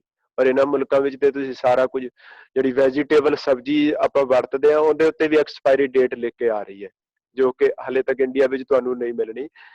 ਪਰ ਜਦੋਂ ਧਰਮ ਦੀ ਦੁਨੀਆ ਦੀ ਆਪਾਂ ਗੱਲ ਕਰਦੇ ਆ ਤੇ ਸਾਨੂੰ ਕੋਈ ਕੁਝ ਵੀ ਵਿਚਾਰ ਦੇ ਰੂਪ ਵਿੱਚ ਪਰੋਸ ਕੇ ਦੇ ਜਾਏ, ਉਹਦੇ ਉੱਤੇ ਕੋਈ ਸਵਾਲ ਨਹੀਂ, ਕੋਈ ਕਿੰਤੂ ਪਰੰਤੂ ਨਹੀਂ, ਜੋ ਮਰਜ਼ੀ ਬੋਲਿਆ ਅਸੀਂ ਬੜੇ ਪਿਆਰ ਨਾਲ ਗਰਦਨ ਹਿਲਾਉਂਦੇ ਆ, ਸੁਣਦੇ ਆ, ਕਿਉਂਕਿ ਇਹ ਤੇ ਸਾਰਾ ਕੁਝ ਹੀ ਵਿਕ ਰਿਹਾ। ਅੱਜ ਵੀ ਬੜੇ ਭਾਵਪੂਰਕ ਹੋ ਕੇ ਜੇ ਕੋਈ ਅੱਜ ਸਵਾਲ ਕਰਦਾ ਹੈ, ਤਰਕ ਕਰਦਾ ਹੈ, ਤੇ ਇੱਕੋ ਹੀ ਗੱਲ, ਇੱਕੋ ਹੀ ਜਵਾਬ ਹੈ ਸਾਡੇ ਕੋਲ ਵੀ, ਇਹ ਸ਼ਰਧਾ ਨੂੰ ਠੇਸ ਪਹੁੰਚਾਉਂਦੇ। ਗੁਰੂ ਸਾਹਿਬ ਨੇ ਐਸੀ ਕਿਸੇ ਸ਼ਰਧਾ ਦੀ ਗੱਲ ਨਹੀਂ ਕੀਤੀ ਗੁਰਬਾਣੀ ਵਿੱਚ ਜਿਹੜੀ ਗਿਆਨ ਤੋਂ ਬਿਨਾਂ ਅੰਨੀ ਸ਼ਰਧਾ ਹੋਵੇ। ਮਹਾਰਾਜ ਕਹਿੰਦੇ ਗਿਆਨ ਹੈ, ਗਿਆਨ ਉੱਤੇ ਆਪਣੀ ਸ਼ਰਧਾ ਭਾਵਨਾ ਨੂੰ ਟਿਕਾ। ਤੇ ਜਦੋਂ ਤੱਕ ਗਿਆਨ ਕੋਲ ਨਹੀਂ, ਸ਼ਰਧਾ ਪੱਥਰ ਤੇ ਟਿਕਾਈ ਹੋਵੇ, ਕਿਸੇ ਨੇ ਪੱਥਰ ਨੇ ਲੈ ਕੇ ਡੋਬਣਾ ਹੀ ਹੈ। ਹੁਣ ਭਗਤ ਧੰਨਾ ਜੀ ਦੇ ਜੀਵਨ ਦੀ ਸਾਖੀ ਵੀ ਬਾਰ-ਬਾਰ ਸੁਣਾਈ ਜਾਂਦੀ ਸਟੇਜਾਂ ਤੇ, ਪਰ ਕਦੇ ਕਿਸੇ ਬੰਦੇ ਨੇ ਕੋਸ਼ਿਸ਼ ਨਹੀਂ ਕੀਤੀ ਵੀ ਜਿਹੜੇ ਸ਼ਬਦ ਗੁਰੂ ਗ੍ਰੰਥ ਸਾਹਿਬ ਵਿੱਚ ਭਗਤ ਧੰਨਾ ਜੀ ਦੀ ਬਾਣੀ ਦੇ ਰੂਪ ਵਿੱਚ ਆਪਾਂ ਪੜ੍ਹ ਰਹੇ ਹਾਂ, ਜਿਨ੍ਹਾਂ ਕਰਕੇ ਭਗਤ ਧੰਨਾ ਜੀ ਦੀ ਇਹ ਮਸਲਾ ਖੜਾ ਹੋਇਆ। ਕਿਉਂਕਿ ਜੇ ਬਾਣੀ ਨਾ ਹੋਵੇ ਤੇ ਫਿਰ ਤੇ ਭਗਤ ਧੰਨਾ ਜੀ ਦੀ ਕੋਈ ਗੱਲ ਹੀ ਨਹੀਂ ਆਉਂਦੀ ਵਿੱਚ। ਪਰ ਜਦੋਂ ਗੁਰਬਾਣੀ ਵਿੱਚ ਭਗਤ ਧੰਨਾ ਜੀ ਦੇ ਬਚਨ ਦਰਜ ਹੋ ਗਏ, ਤਾਂ ਹੀ ਤਾਂ ਭਗਤ ਧੰਨਾ ਜੀ ਦੇ ਜੀਵਨ ਵੱਲ ਸੋਚਣ ਲਈ ਮਜਬੂਰ ਹੋਏ ਆਪਾਂ। ਭਗਤ ਧੰਨਾ ਜੀ ਦੇ ਸ਼ਬਦ ਵਿੱਚ ਆਪ ਉਹ ਬਿਆਨ ਕਰਦੇ ਨੇ, ਜਿਹਦੇ ਵਿੱਚ ਲਿਖਿਆ ਪ੍ਰਮਤ ਫਿਰਤ ਬਹੁ ਜਨਮ ਬਿਲਾਨੇ ਤਨ ਮਨ ਧਾਨੀ ਧੀਰੇ। ਇਸ ਸ਼ਬਦ ਦੀ ਤੁਸੀਂ ਆਪ ਅਰਥ ਪੜ੍ਹ ਸਕਦੇ ਹੋ ਕੱਢ ਕੇ। ਅਖੀਰਲੀ ਤੋਕੇ ਸ਼ਬਦ ਦੀ ਕਿ ਧੰਨੇ ਧਨ ਪਾਇਆ ਧਰਣੀ ਧਰ ਮਿਲ ਜਨ ਸੰਤ ਸਮਾਨਿਆ। ਹੁਣ ਇਹਦੇ ਵਿੱਚ ਕਿਤੇ ਵੀ ਭਗਤ ਜੀ ਨੇ ਪੱਥਰ ਦੀ ਪੂਜਾ ਦਾ ਜ਼ਿਕਰ ਨਹੀਂ। ਉਹ ਕਹਿੰਦੇ ਧੰਨੇ ਨੇ ਨਾਮ ਦਾ ਧਨ ਪ੍ਰਾਪਤ ਕੀਤਾ, ਪਰ ਕਿਵੇਂ ਕੀਤਾ? ਮਿਲ ਜਨ ਸੰਤ ਸਮਾਨਿਆ, ਸੰਗਤ ਵਿੱਚ ਬੈਠ ਕੇ ਚੰਗੇ ਰੱਬੀ ਪਿਆਰ ਵਿੱਚ ਜੀਵਨ ਜਿਉਣ ਵਾਲੇ ਗੁਰਮੁਖਾਂ ਦੇ ਜੀਵਨ ਵੱਲ ਵੇਖ ਕੇ, ਚੰਗੇ ਸੁਭਾਅ ਨੂੰ ਹੰਡਾਉਣ ਵਾਲਿਆਂ ਦੇ ਜੀਵਨ ਵੱਲ ਵੇਖ ਕੇ, ਜਿਨ੍ਹਾਂ ਲਈ ਅਸੀਂ ਰੋਜ਼ ਅਰਦਾਸ ਕਰਦੇ ਹਾਂ, ਸਹੀ ਪਿਆਰੇ ਮੇਲ ਜਿਨ੍ਹਾਂ ਮਿਲਿਆ ਤੇਰਾ ਨਾਮ ਚਿਤਾਵੇ, ਉਹਨਾਂ ਦੇ ਜੀਵਨ ਵੱਲ ਵੇਖ ਕੇ ਮੈਨੂੰ ਇਹ ਧਨ ਨਾਮ ਦਾ ਪ੍ਰਾਪਤ ਹੋਇਆ। ਹੁਣ ਇਸ ਗੱਲ ਨੂੰ ਹੋਰ ਖੋਲਣ ਵਾਸਤੇ ਮੈਂ ਕੱਲ ਬੇਨਤੀ ਕੀਤੀ ਸੀ, ਤੁਹਾਨੂੰ ਯਾਦ ਹੋਵੇ ਤਾਂ, ਕਿ ਗੁਰੂ ਗ੍ਰੰਥ ਸਾਹਿਬ ਜੀ ਦੀ ਬਾਣੀ ਵਿੱਚ ਤਰਤੀਬ ਹੈ। ਗੁਰੂ ਸਾਹਿਬ ਦੀ ਬਾਣੀ ਚੱਲ ਰਹੀ ਹੈ ਤਾਂ 1 ਤੋਂ 5ਵੇਂ ਪਾਤਸ਼ਾਹ ਤੱਕ ਗੁਰੂ ਸਾਹਿਬ ਦੀ ਬਾਣੀ ਚੱਲਣੀ ਹੈ। ਜਦੋਂ ਭਗਤਾਂ ਦੀ ਬਾਣੀ ਸਟਾਰਟ ਹੋਏਗੀ ਤੇ ਫਿਰ ਉਹ ਭਗਤ ਬਾਣੀ ਅਖੀਰ ਵਿੱਚ ਹੈ। ਕਬੀਰ ਸਾਹਿਬ ਦੀ ਸਭ ਤੋਂ ਵੱਧ ਬਾਣੀ ਤਾਂ ਸਭ ਤੋਂ ਪਹਿਲਾਂ। ਪਰ ਜਦੋਂ ਕਿਤੇ ਐਸਾ ਮਸਲਾ ਆ ਰਿਹਾ ਵਿੱਚ, ਜਿਹਦੇ ਵਿੱਚ ਭੁਲੇਖੇ ਖੜੇ ਕੀਤੇ ਗਏ ਉਸ ਵੇਲੇ ਸਮਾਜ ਦੇ ਧਾਰਮਿਕ ਅਖੌਤੀ ਲੋਕਾਂ ਵੱਲੋਂ, ਤਾਂ ਗੁਰੂ ਸਾਹਿਬ ਨੇ ਵਿੱਚ ਰੋਕ ਕੇ ਫਿਰ ਆਪਣੀ ਬਾਣੀ ਲਿਖੀ ਨਾਲ। ਇਸ ਭਗਤ ਧੰਨਾ ਜੀ ਦੇ ਸ਼ਬਦ ਨਾਲ ਗੁਰੂ ਅਰਜਨ ਸਾਹਿਬ ਨੇ ਫਿਰ ਆਪਣਾ ਸ਼ਬਦ ਦਰਜ ਕੀਤਾ ਕਿ ਗੋਬਿੰਦ ਗੋਬਿੰਦ ਗੋਬਿੰਦ ਸੰਗ ਨਾਮ ਦਿਓ ਮਨ ਲੀਨਾ ਆੜ ਦਾਮ ਕੋ ਛੀਪਰੋ ਹੋਇਓ ਲਾਖੀਨਾ। ਹੁਣ ਕਿੰਨਾ ਗੰਭੀਰ ਵਿਸ਼ਾ ਹੈ। ਇੱਕ ਗੱਲ ਨੂੰ ਖੋਲਣ ਵਾਸਤੇ ਕਿੰਨੇ ਭਗਤਾਂ ਦੀ ਉਦਾਹਰਣ ਦੇਣੀ ਪਈ ਗੁਰੂ ਸਾਹਿਬ ਨੂੰ, ਕਿ ਨਾਮਦੇਵ ਦਾ ਮਨ ਇਸ ਕੁਦਰਤ ਨਾਲ, ਰੱਬੀ ਨਿਯਮਾਂ ਨਾਲ ਜੁੜ ਗਿਆ, ਵਾਹਿਗੁਰੂ ਦੇ ਚਰਨਾਂ ਨਾਲ ਜੁੜ ਗਿਆ, ਤੇ ਹੋਇਆ ਕਿ ਆੜ ਦਾਮ ਕੋ ਛੀਪਰੋ ਹੋਇਓ ਲਾਖੀਨਾ। 8 ਕੌਡੀਆਂ ਦਾ ਜਿਹਨੂੰ ਲੋਕ ਕਹਿੰਦੇ ਸੀ, ਉਹ ਲੱਖਾਂ ਦਾ, ਅਰਬਾਂ ਦਾ ਬਣ ਗਿਆ, ਕਿਉਂਕਿ ਉਹਦੇ ਅੰਦਰ ਗੁਣ ਪੈਦਾ ਹੋ ਗਏ, ਸੁਭਾਅ ਨੇਕ ਬਣ ਗਿਆ। ਨੀਚ ਕੁਲਾ ਜੁਲਾਹਰਾ, ਉਹ ਘਰ ਘਰ ਸੁਣਿਆ। ਭਗਤ ਜੁਲਾਹਾ ਕਬੀਰ ਸਾਹਿਬ ਦੀ ਗੱਲ ਕੀਤੀ। ਅੱਗੇ ਜਾ ਕੇ ਸੈਨ ਨਾਈ ਬੁਤਕਾਰੀਆ, ਉਹ ਘਰ ਘਰ ਸੁਣਿਆ। ਹਿਰਦੇ ਵਸਿਆ ਪਾਰ ਬ੍ਰਹਮ ਭਗਤਾਂ ਮੈਂ ਗੰਨਿਆ। ਤੇ ਅਖੀਰ ਵਿੱਚ ਗੱਲ ਕਰਦੇ ਨੇ, ਇਹ ਬਿਦ ਸੁਣ ਕੇ ਜਾਟਰੋ, ਜਾਟਰੋ ਦਾ ਅਰਥ ਹੈ ਜੱਟ ਭਗਤ ਧੰਨਾ। ਇਹ ਵੀ ਤਾਂ ਸੁਣ ਕੇ ਜਾਟਰੋ ਉਠ ਭਗਤੀ ਲਾਗਾ ਮਿਲੇ ਪ੍ਰਤੱਖ ਗੁਸਾਈਆਂ ਧੰਨਾ ਵਡਭਾਗਾ। ਭਗਤੀ ਕੀ ਹੈ? ਰੱਬ ਦੀ ਗੁਰਬਾਣੀ ਵਿੱਚ ਸਾਹਿਬ ਨੇ ਦਿੱਤੀ ਹੋਈ ਹੈ ਕਿ ਸਮੁੱਚੀ ਕੁਦਰਤੀ ਭਗਤੀ ਕਰੀ ਜਦੋਂ ਰੱਬ ਦੇ ਬਣਾਏ ਨਿਯਮਾਂ ਵਿੱਚ ਚੱਲ ਰਹੀ ਹੈ ਤੇ ਉਹਨਾਂ ਨੂੰ ਫੋਲੋ ਕਰ ਰਹੀ ਹੈ। ਤੇ ਐਸੇ ਨਿਯਮਾਂ ਨੂੰ ਭਗਤ ਧੰਨਾ ਜੀ ਨੇ ਜਦੋਂ ਸਮਝ ਲਿਆ ਤੇ ਉਹ ਭਗਤ ਬਣ ਗਏ। ਹੁਣ ਕਿਤੇ ਵੀ ਇੱਥੇ ਪੱਥਰ ਪੂਜਾ ਦੀ ਗੱਲ ਨਹੀਂ ਹੈ। ਇਹ ਸਿਧਾਂਤ ਸਤਿਗੁਰੂ ਨੇ ਭਗਤ ਬਾਣੀ ਦੇ ਨਾਲ ਕਲੀਅਰ ਕੀਤੇ ਨੇ ਗੁਰਬਾਣੀ ਵਿੱਚ। ਭਗਤ ਫਰੀਦ ਸਾਹਿਬ ਕਹਿੰਦੇ, ਪੈਰੀ ਥੱਕਾਂ ਸਿਰ ਜੁਲਾਂ ਜੇ ਮੂੰਹ ਪਿਰੀ ਮਿਲਣ। ਜੇ ਮੈਨੂੰ ਰੱਬ ਮਿਲੇ ਤੇ ਮੈਂ ਪੈਰਾਂ ਵਾਲੇ ਪਾਸਿਓਂ ਚੱਲਦੇ ਆ, ਜੇ ਥੱਕ ਜਾਵਾਂ ਤੇ ਸਿਰ ਵਾਲੇ ਪਾਸਿਓਂ ਵੀ ਚੱਲਣ ਲਈ ਤਿਆਰ ਆ। ਪਰ ਗੁਰੂ ਨਾਨਕ ਸਾਹਿਬ ਦੇ ਘਰ ਨੇ ਨਾਲ ਹੀ ਸਲੋਕ ਲਿਖਿਆ, ਕਹਿੰਦੇ ਵੀ ਗੁਰਮਤ ਦਾ ਇਹ ਮਾਰਗ ਨਹੀਂ ਹੈ ਸਰੀਰ ਨੂੰ ਧਰਮ ਦੀ ਖਾਤਰ ਕੋਈ ਕਸ਼ਟ ਦਿੱਤਾ ਜਾਏ। ਸਗੋਂ ਗੁਰਮਤ ਤਾਂ ਕਹਿੰਦੀ ਸਿਰ ਪੈੜੀ ਕਿਆ ਫੇੜਿਆ ਅੰਦਰ ਪਿਰੀ ਸੰਭਾਲ। ਹੱਥਾਂ ਨੇ, ਪੈਰਾਂ ਨੇ, ਸਿਰ ਨੇ ਤੇਰਾ ਕੀ ਵਿਗਾੜਿਆ? ਜੇ ਸੰਭਾਲਣਾ ਚਾਹੁੰਦਾ ਤੇ ਆਪਣੇ ਅੰਦਰ ਨੂੰ ਸੰਭਾਲ, ਆਪਣੇ ਮਨ ਦੇ ਖੋਟੇਪਨ ਨੂੰ ਦੂਰ ਕਰ। ਤੇਰਾ ਮਨ ਪਿੰਗਲਾ ਹੋਇਆ ਪਿਆ, ਉਹਨੂੰ ਸਵਾਰਨ ਦੀ ਕੋਸ਼ਿਸ਼ ਕਰ, ਉਹਨੂੰ ਸਿੰਗਾਰਨ ਦੀ ਕੋਸ਼ਿਸ਼ ਕਰ। ਚੰਗੇ ਖਿਆਲਾਂ ਦਾ ਸੰਗ੍ਰਹਿ ਜਿਹੜਾ ਉਹ ਤੇਰੇ ਮਨ ਵਿੱਚ ਇਕੱਤਰ ਹੋ ਸਕੇ। ਜੇ ਮਨ ਦੇ ਖਿਆਲ ਬਦਲਣਗੇ ਤੇ ਸਰੀਰ ਦੀ ਪ੍ਰਕਿਰਿਆ ਆਪਣੇ ਆਪ ਹੀ ਬਦਲ ਜਾਏਗੀ। ਕੈਸੀਆਂ ਪਿਆਰੀਆਂ ਉਦਾਹਰਨਾਂ ਗੁਰਬਾਣੀ ਵਿੱਚ ਗੁਰੂ ਸਾਹਿਬ ਨੇ ਦਿੱਤੀਆਂ। ਕਹਿੰਦੇ ਆਪਾਂ ਦੇਖਿਆ ਨਾ ਸਾਰਿਆਂ ਨੇ ਸੱਪ। ਹੁਣ ਕੋਈ ਬੰਦਾ ਜਿਹਨੂੰ ਸੱਪ ਤੋਂ ਡਰ ਲੱਗ ਰਿਹਾ, ਉਹਦੇ ਘਰ ਵਿੱਚ ਸੱਪ ਵੜ ਗਿਆ, ਬੰਦਾ ਡਾਂਗ ਲੈ ਕੇ ਪਿੱਛੇ ਖੁੱਡ ਵਿੱਚ ਜਾ ਵੜਿਆ। ਮਨੁੱਖ ਨੇ ਹੁਣ ਬਾਹਰੋਂ ਚੰਗੀ ਤਰ੍ਹਾਂ ਮਿੱਟੀ ਪਾ ਕੇ ਤੇ ਜਿਹੜੀ ਖੁੱਡ ਸੀ ਸੱਪ ਦੀ ਉਹ ਬੰਦ ਕਰ ਦਿੱਤੀ, ਤੇ ਬਾਹਰ ਛਾਲਾ ਮਾਰ ਕੇ ਹੱਸਦਾ ਵੀ ਮੈਂ ਹੁਣ ਸੱਪ ਮਾਰ ਲਿਆ। ਗੁਰਬਾਣੀ ਕਹਿੰਦੀ ਵਰਮੀ ਮਰੀ ਸਾਪ ਨਾ ਮੂਆ। ਵੀ ਵਰਮੀ ਕੱਲੀ ਬੰਦ ਕਰਕੇ, ਉਹ ਖੁੱਡ ਬੰਦ ਕਰਕੇ ਇਹ ਖੁਸ਼ੀ ਮਨਾ ਲੈਣੀ ਵੀ ਸੱਪ ਮਰ ਗਿਆ, ਕੋਈ ਬਹੁਤੀ ਸਿਆਣਪ ਨਹੀਂ। ਵਰਮੀ ਕੀ ਹੈ? ਸਾਡਾ ਸਰੀਰ ਹੈ। ਸਰੀਰ ਨੂੰ ਕਸ਼ਟ ਦੇ ਕੇ ਤੇ ਮਨ ਰੂਪੀ ਸੱਪ ਜਿਹੜਾ ਅੰਦਰ ਬੈਠਾ ਕਲੋਲਾ ਕਰ ਰਿਹਾ, ਬੰਦਾ ਇਹ ਖਿਆਲ ਕਰੇ ਵੀ ਮੈਂ ਇਹਨੂੰ ਕਾਬੂ ਵਿੱਚ ਕਰ ਲਿਆ, ਬਹੁਤ ਵੱਡਾ ਭੁਲੇਖਾ। ਉਹ ਤੇ ਹਲੇ ਜਿਉਂਦਾ ਬੈਠਾ ਅੰਦਰ। ਇਸ ਲਈ ਗੁਰਬਾਣੀ ਨੇ ਜਿਹੜੀ ਸਾਧਨਾ ਦਿੱਤੀ ਹੈ ਨਾ, ਸਾਨੂੰ ਮਨ ਦੀ ਸਾਧਨਾ ਦਿੱਤੀ ਹੈ। ਅੱਜ ਜਿੰਨੇ ਧਾਰਮਿਕ ਅਸਥਾਨ, ਧਰਮ ਦੇ ਠੇਕੇਦਾਰ ਬੈਠੇ ਨੇ, ਖੁੱਲੇ ਬੈਠੇ, ਸਾਰੇ ਧਰਮ ਦੀ ਗੱਲ ਜਿਹੜੀ ਤੁਹਾਨੂੰ ਸਰੀਰ ਦੇ ਨਾਲ ਜੋੜ ਜੋੜ ਕੇ, ਉਹ ਤੋਂ ਅਸੀਂ ਪ੍ਰਭਾਵਿਤ ਹੁੰਦੇ ਹਾਂ। ਉਹੀ ਕੁਝ ਸਾਨੂੰ ਅੱਜ ਤੱਕ ਸਿਖਾਇਆ ਜਾ ਰਿਹਾ ਹੈ ਕਿ ਦੁਨੀਆ ਭਰ ਦੇ ਤੁਸੀਂ ਦੇਖੋ, ਇਸ ਧਰਮ ਦੀ ਦੁਨੀਆ ਵਿੱਚ ਕਿਤਾਬਾਂ ਲਿਖੀਆਂ ਗਈਆਂ ਔਰ ਬਕਾਇਦਾ ਗੁਟਕਿਆਂ ਤੇ ਲਿਖਿਆ ਹੋਇਆ ਵੀ ਇੱਕ ਪੈਰ ਤੇ ਖੜੋ ਕੇ ਜੇ ਤੁਸੀਂ ਇਸ ਬਾਣੀ ਨੂੰ ਪੜ੍ਹਦੇ ਹੋ ਤੇ ਤੁਹਾਡਾ ਇਹ ਲਾਭ ਹੋ ਜਾਏਗਾ। ਇੱਕ ਇਸ ਰੂਪ ਵਿੱਚ ਤੁਸੀਂ ਇੰਨੇ ਵਜੇ ਉੱਠ ਕੇ ਇਵੇਂ ਬਾਣੀ ਪੜ੍ਹਦੇ ਹੋ ਤੇ ਇਹ ਲਾਭ ਹੋ ਜਾਏਗਾ। ਗੁਟਕਿਆਂ ਉੱਤੇ ਅੱਜ ਲਿਖਿਆ ਆ ਰਿਹਾ, ਵੱਖ-ਵੱਖ ਮਰਿਆਦਾਵਾਂ ਡੇਰਿਆਂ ਵਿੱਚੋਂ ਪੈਦਾ ਹੋਈਆਂ ਤੇ ਤੁਹਾਡੇ ਤੱਕ ਪਹੁੰਚ ਗਈ, ਜੋ ਕਿ ਗੁਰੂ ਗ੍ਰੰਥ ਸਾਹਿਬ ਮਹਾਰਾਜ ਜੀ ਦੀ ਬਾਣੀ ਦੇ ਬਿਲਕੁਲ ਵਿਪਰੀਤ ਹੈ। ਸੋ ਜਿਹੜੀ ਮੈਂ ਬੇਨਤੀ ਕਰ ਰਿਹਾ ਸਾਂ, ਇਹ ਭਗਤਾਂ ਦੀ ਬਾਣੀ, ਗੁਰੂ ਸਾਹਿਬ ਦੀ ਬਾਣੀ, ਗੁਰਸਿੱਖਾਂ ਦੀ ਬਾਣੀ, ਸਮੁੱਚੀ ਬਾਣੀ ਦਾ ਖਜ਼ਾਨਾ ਗੁਰੂ ਅਰਜਨ ਸਾਹਿਬ ਸੱਚੇ ਪਾਤਸ਼ਾਹ ਜੀ ਕੋਲ ਮੌਜੂਦ ਸੀ, ਜਿਹਨੂੰ ਤਰਤੀਬ ਦਿੱਤੀ ਸਤਿਗੁਰੂ ਨੇ, ਰਾਗ ਬੱਧ ਕੀਤਾ, ਨੰਬਰ ਵਾਈਜ਼ ਸਤਿਗੁਰੂ ਨੇ ਇਹਨਾਂ ਸਾਰੀ ਬਾਣੀ ਨੂੰ ਜਿਹੜਾ ਉਹ ਕਲੈਕਟ ਕੀਤਾ, ਇੱਕ ਜਗ੍ਹਾ ਇਕੱਤਰ ਕੀਤਾ। ਔਰ ਸ਼ਬਦ ਵੀ ਦੇਖੋ ਕਿੰਨੇ ਪਿਆਰੇ ਵਰਤੇ ਨੇ, ਜਿਹੜੇ ਸਹਿਜ ਪਾਠ ਕਰਦੇ ਬਾਣੀ ਵਿੱਚ, ਬਾਣੀ ਦਾ ਅਖੀਰ ਵਿੱਚ ਜਦੋਂ ਕੋਈ ਬਾਣੀ ਸਮਾਪਤ ਹੁੰਦੀ, ਉੱਥੇ ਫਾਰਸੀ ਵਿੱਚ, ਪਰਸੀਅਨ ਵਿੱਚ ਲਿਖਿਆ ਇੱਕ ਸ਼ਬਦ ਆਉਂਦਾ ਜੁਮਲਾ। ਜੁਮਲਾ ਦਾ ਅਰਥ ਹੁੰਦਾ ਕੁੱਲ ਜੋੜ, ਟੋਟਲ ਕਿੰਨਾ ਕੁ ਬਣ ਗਿਆ ਹੁਣ ਤੱਕ, ਜਿਹੜੀ ਬਾਣੀ ਦੇ ਸ਼ਬਦਾਂ ਦੀ ਬਣਤਰ ਹੈ। ਪਰ ਇੱਕ ਲੰਮਾ ਸਮਾਂ ਮੰਗਦਾ ਸੀ ਇਹ ਸਾਰਾ ਕੰਮ ਕਾਜ, ਤਕਰੀਬਨ 1 ਸਾਲ ਦਾ ਜਿਹੜਾ ਸਮਾਂ ਹੈ, ਆਪਾਂ ਇਤਿਹਾਸ ਵਿੱਚ ਪੜ੍ਹਦੇ ਹਾਂ। ਭਾਈ ਗੁਰਦਾਸ ਜੀ ਨੇ ਲਿਖਾਈ ਕੀਤੀ। ਮਹਾਨ ਸਿੱਖ ਸਨ ਇੱਕ ਭਾਈ ਬੰਨੋ ਜੀ, ਜਿਨ੍ਹਾਂ ਨੇ ਗੁਰੂ ਗ੍ਰੰਥ ਸਾਹਿਬ ਮਹਾਰਾਜ ਜੀ ਦੀ ਜਿਲਦ ਤਿਆਰ ਕੀਤੀ। ਔਰ ਕੈਸੀ ਮਹਾਨ ਕਰਨੀ ਵਾਲੇ ਸਿੱਖ, ਜਿਨ੍ਹਾਂ ਦੀ ਕਰਨੀ ਉੱਤੇ ਗੁਰੂ ਸਾਹਿਬ ਨੂੰ ਵੀ ਮਾਣ ਹੈ।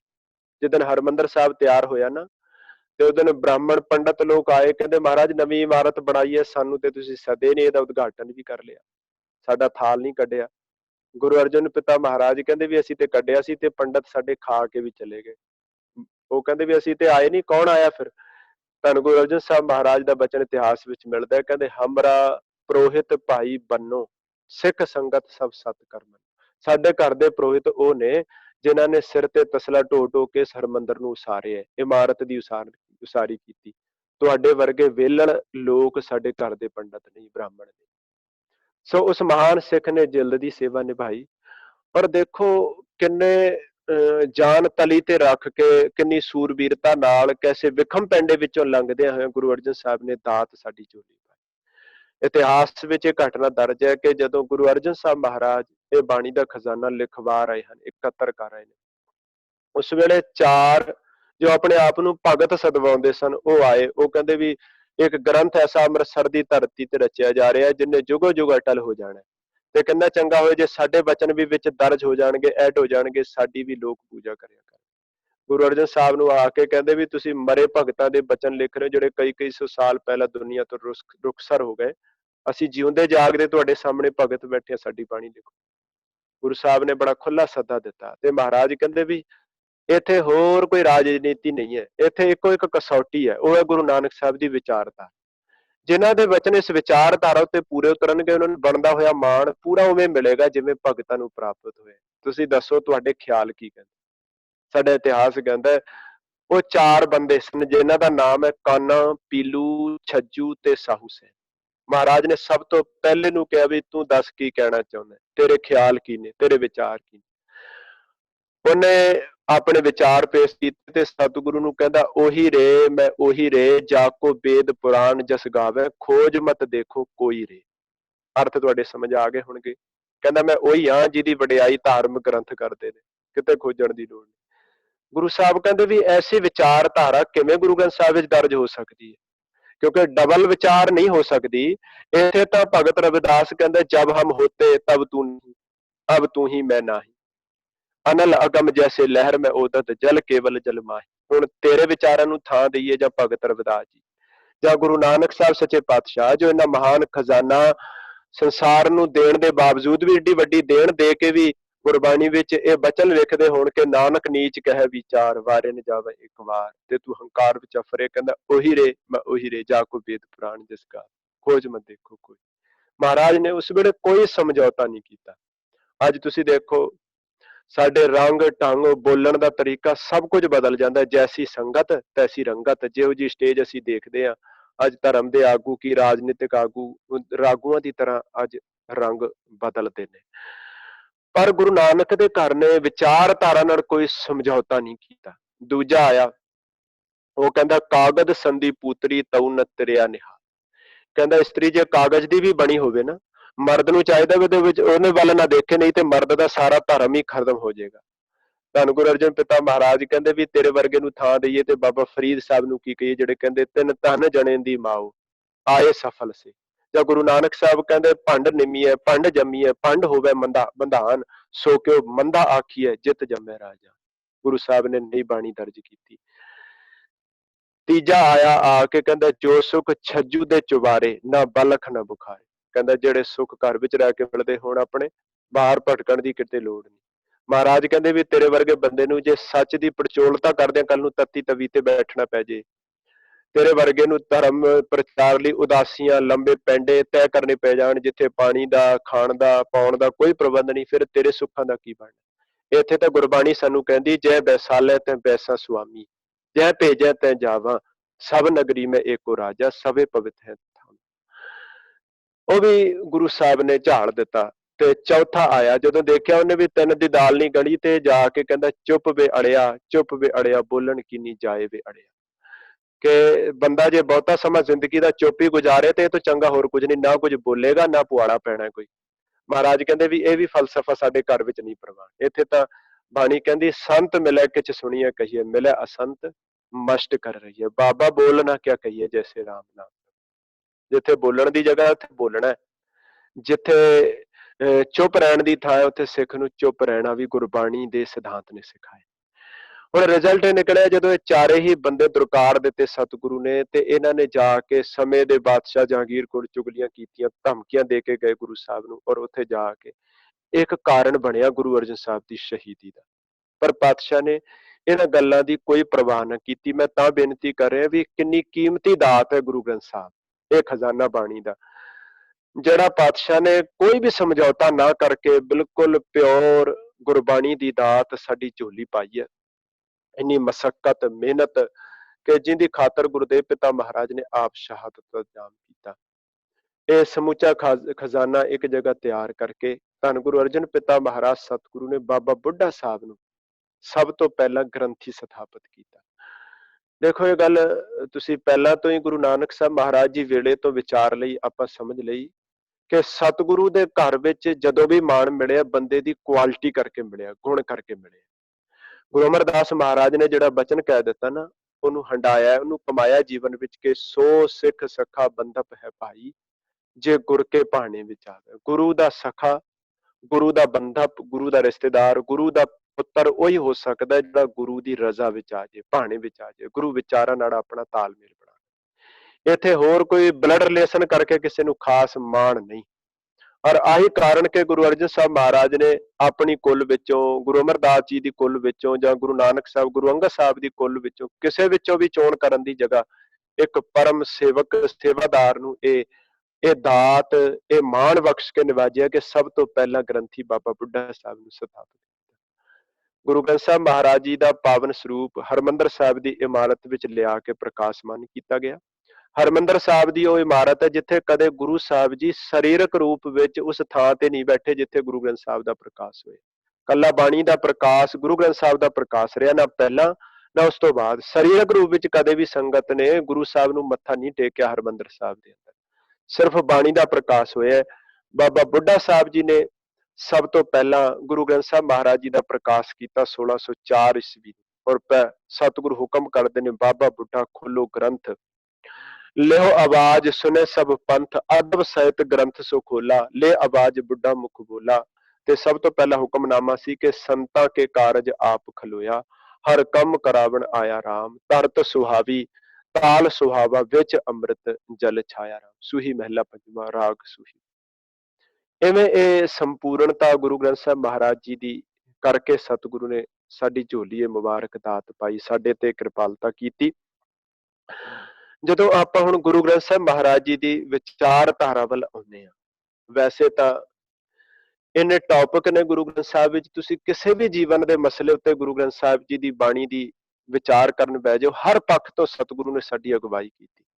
ਸਾਡਾ ਸਮਾਜਿਕ ਮਸਲਾ ਹੋਵੇ, ਸਾਡਾ ਪਰਿਵਾਰਕ ਮਸਲਾ ਹੋਵੇ, ਸਾਡਾ ਰਾਜਨੀਤਿਕ ਮਸਲਾ ਹੋਵੇ, ਸਾਡਾ ਸਮਾਜਿਕ ਮਸਲਾ ਹੋਵੇ। ਹਰ ਇੱਕ ਪੱਖ ਤੋਂ ਧੰਨ ਗੁਰੂ ਗ੍ਰੰਥ ਸਾਹਿਬ ਮਹਾਰਾਜ ਸਾਨੂੰ ਵਿਚਾਰ ਦਿੰਦੇ।